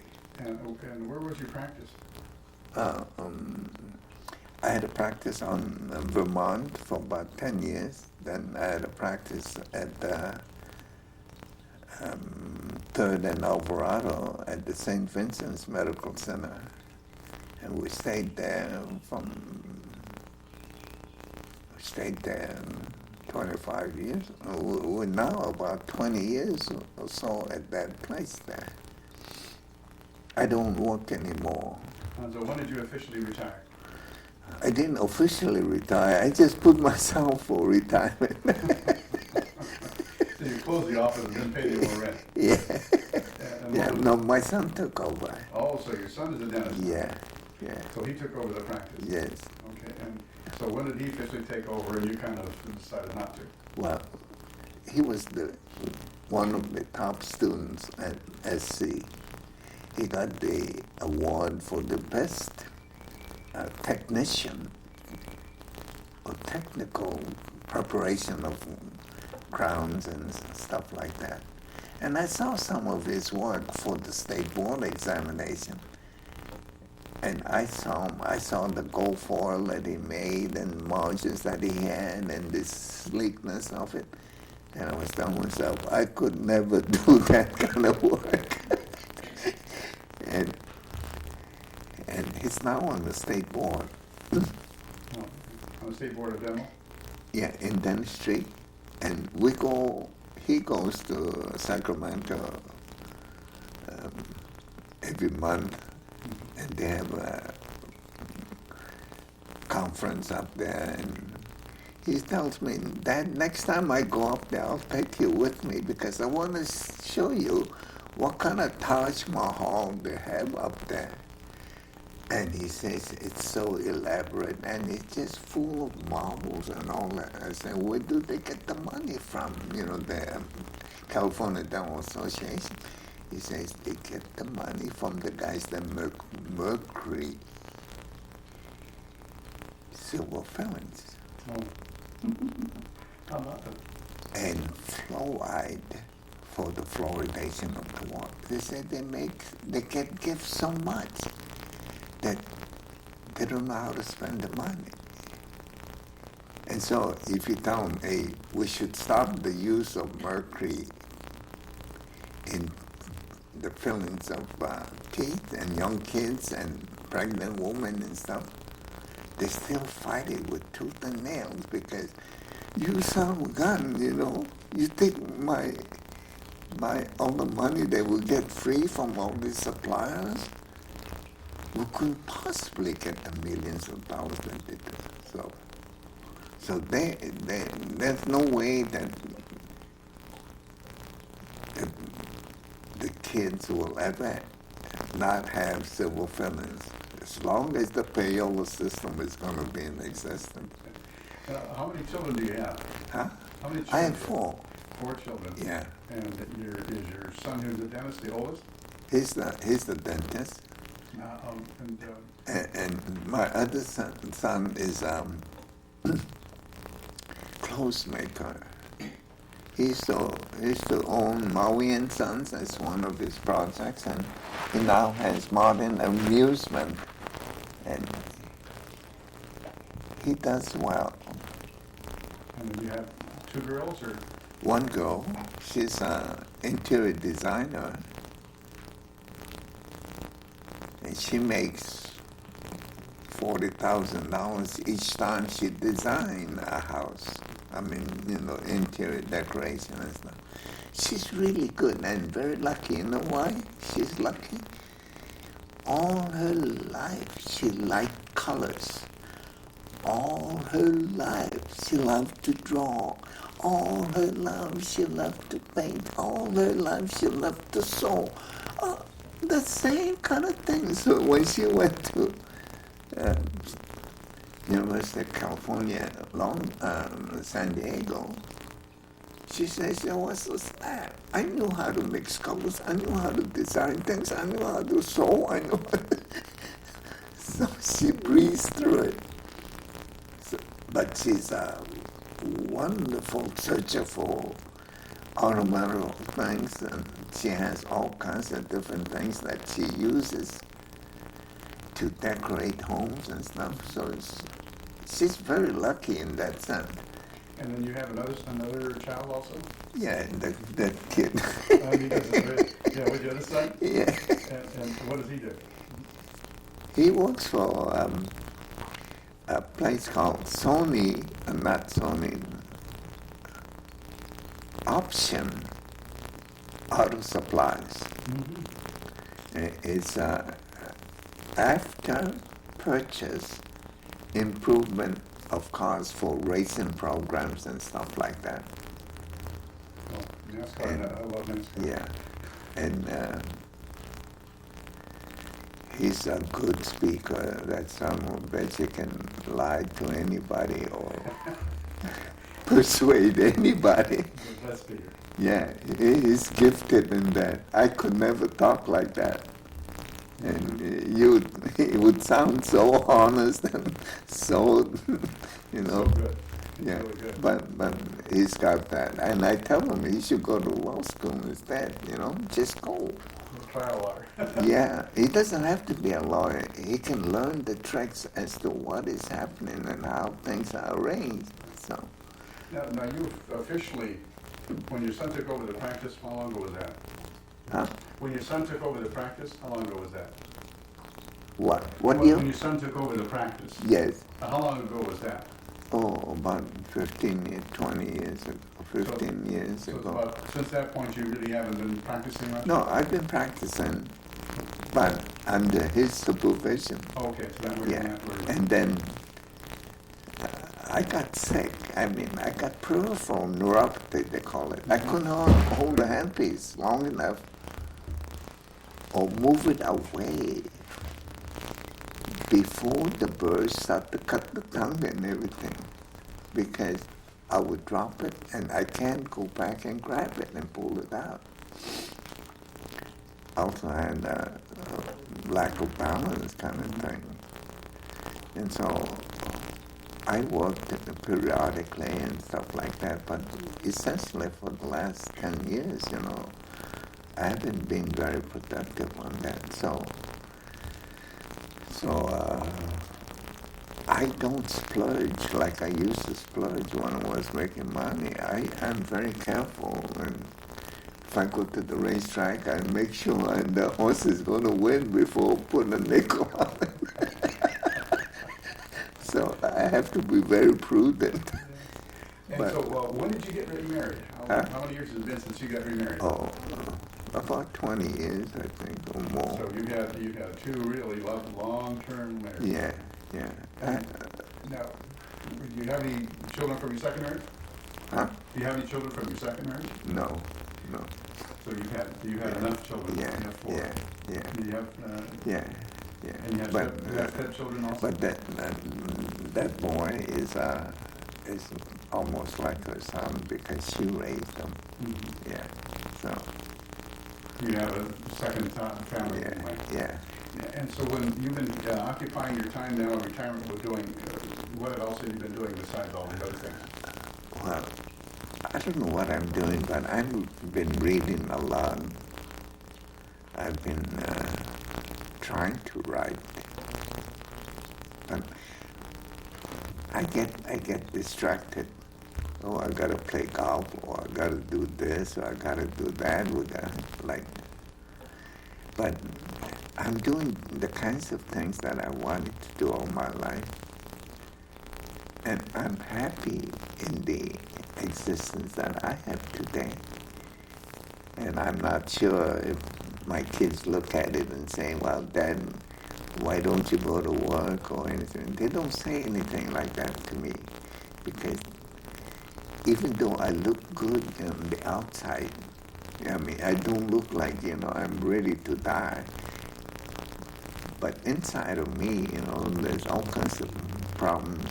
So I say I'm grateful just to be alive, and the kids understand what it is. So. I wanted to ask you before we, in the last finishing up now, I always ask the question, if you were looking back in your life and you're kind of chronicle the peaks and the valleys, yeah, the best times and the lousy times, what were some of those things? What were those peaks and what were some of those valleys? Except for the moments when we're having a marital problem, all the rest of the years were very happy years. And I'm so happy now. And I'm very grateful and thankful for all the good things that have come my way. And I try to be as good a human being as I possibly can. I feel that I owe a lot to society, and I want to be grateful and let the people know that I'm very appreciative of all the things that they did for me and the kindness that they have shown me and some of the kind forgiveness that they did for me. See, so if you were going to pinpoint those things that stood out as really, really being very special in your life, what one of those events, one of those things, what might that be?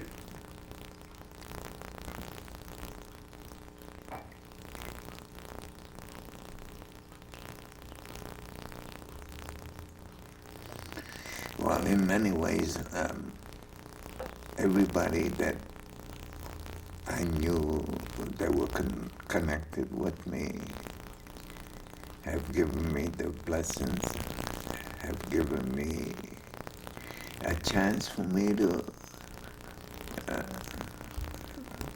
get straightened out and go right, And so I don't really have any specific thing. I am collectively thanking all of them that forgave me for all the bad things, and they all enjoy with me the good times now, and that's it. So we really covered a lot of ground today. Oh yeah. Yes, we did. Now, well, I didn't ask you one thing. Have you been back to Japan and back to Hawaii? Yes, I've been to Hawaii. I was there last month in Hawaii. I'm going to go next month. But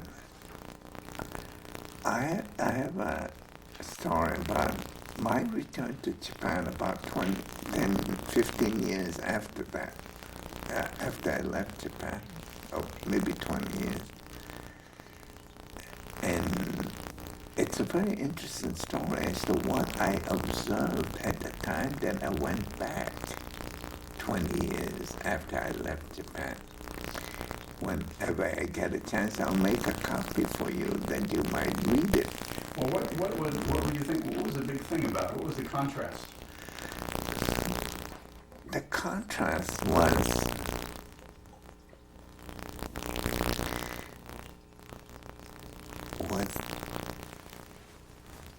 in my mind, the contrast was, how can a group of people that was so devastated right after the war ended, how can they now go shopping in Ginza and going here to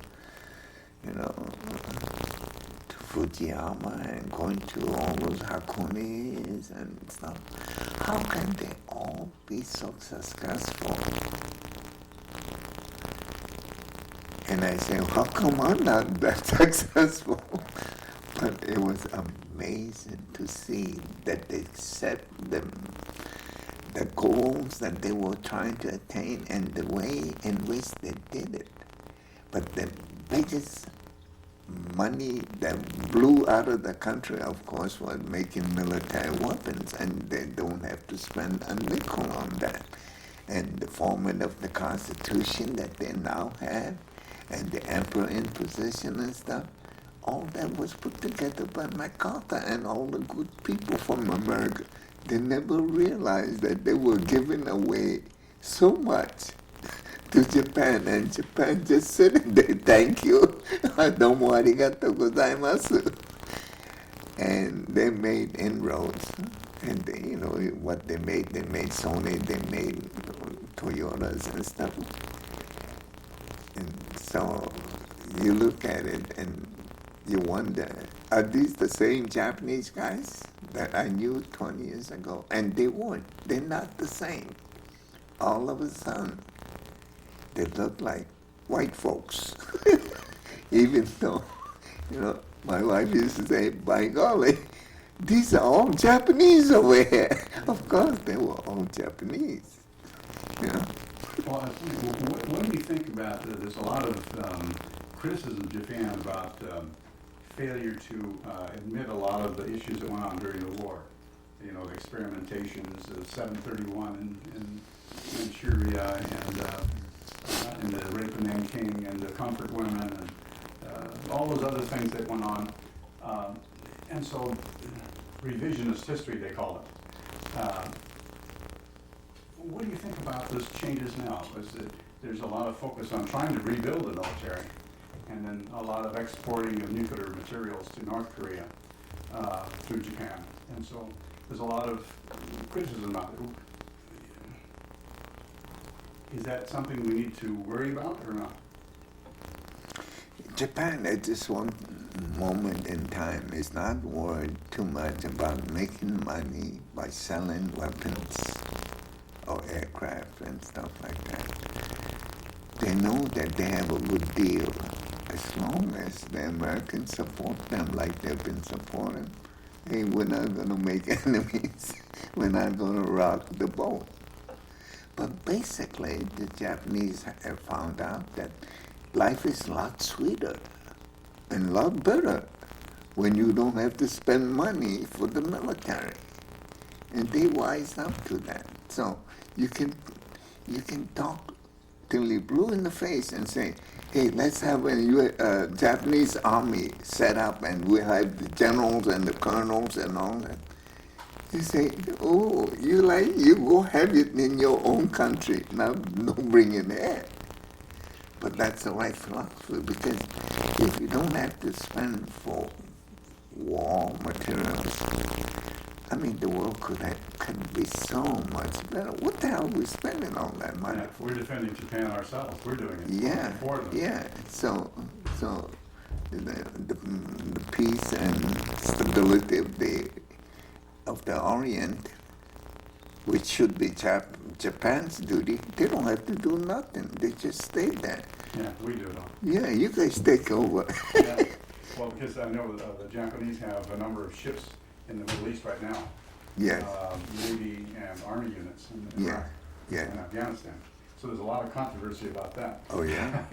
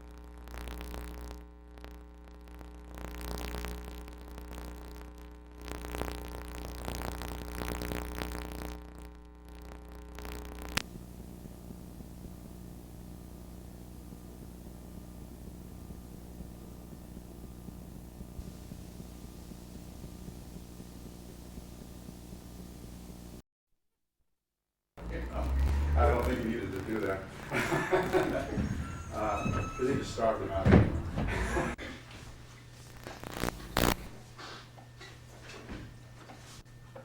Gotta be getting here somewhere. I'll put that aside to figure out where it is. There's your efficiency rating.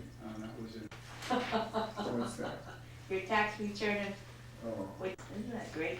He's organizing it and the years and everything else, so he could.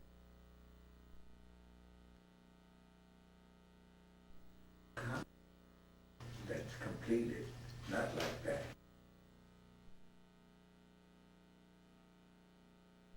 And so, I don't, we had an English class when you went back to school and they asked you why you returned to school. And this is what you wrote. And this is that recommendation letter here. You make a mistake.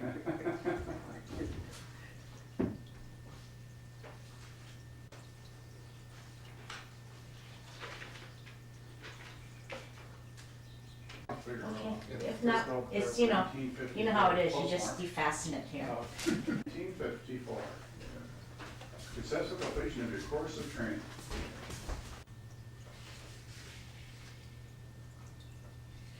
Yeah. You're in error.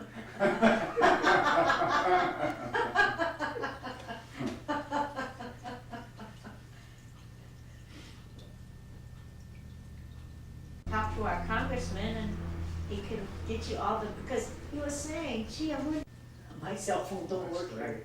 That's his mother and father. Oh, it's wonderful. That's great. Oh, let me do it again. What's the address again? Actually better. 191 going over. Oh. Whenever there's disturbance in the air, airplane. Oh, that, Just use the regular phone, it's easier, because, you know, the, ERRA, I'd like to have the address and phone number. They vary, but, I mean,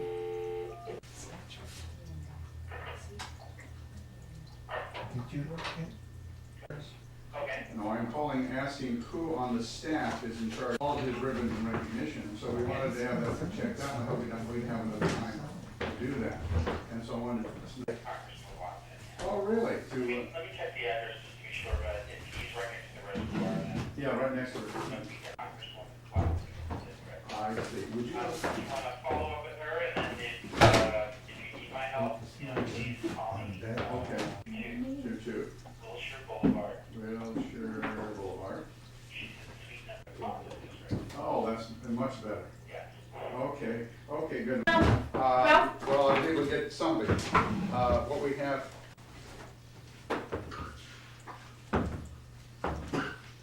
you can't hit it, you can't hit it, we'll try another time. We'll look for it, I'll just put some corrections on the paper. Yeah, what is San Gabriel? I didn't know that.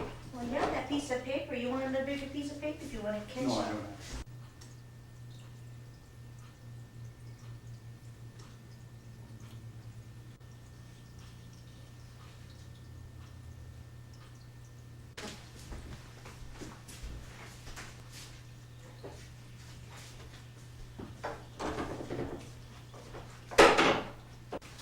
Yes, I know the Yokoyama family. That's the same family. I thought it was them. That's the family I have. Which one? Steve Hamlin, Shizuma. If he's still alive or not. Oh, yeah. He would be, That's from, like,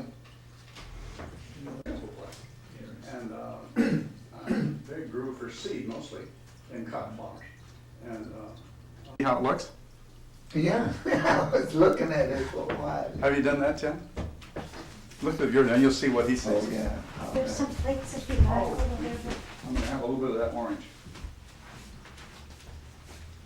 Remarked about how sharp they were. Well, Robert shot all those photographs. wow.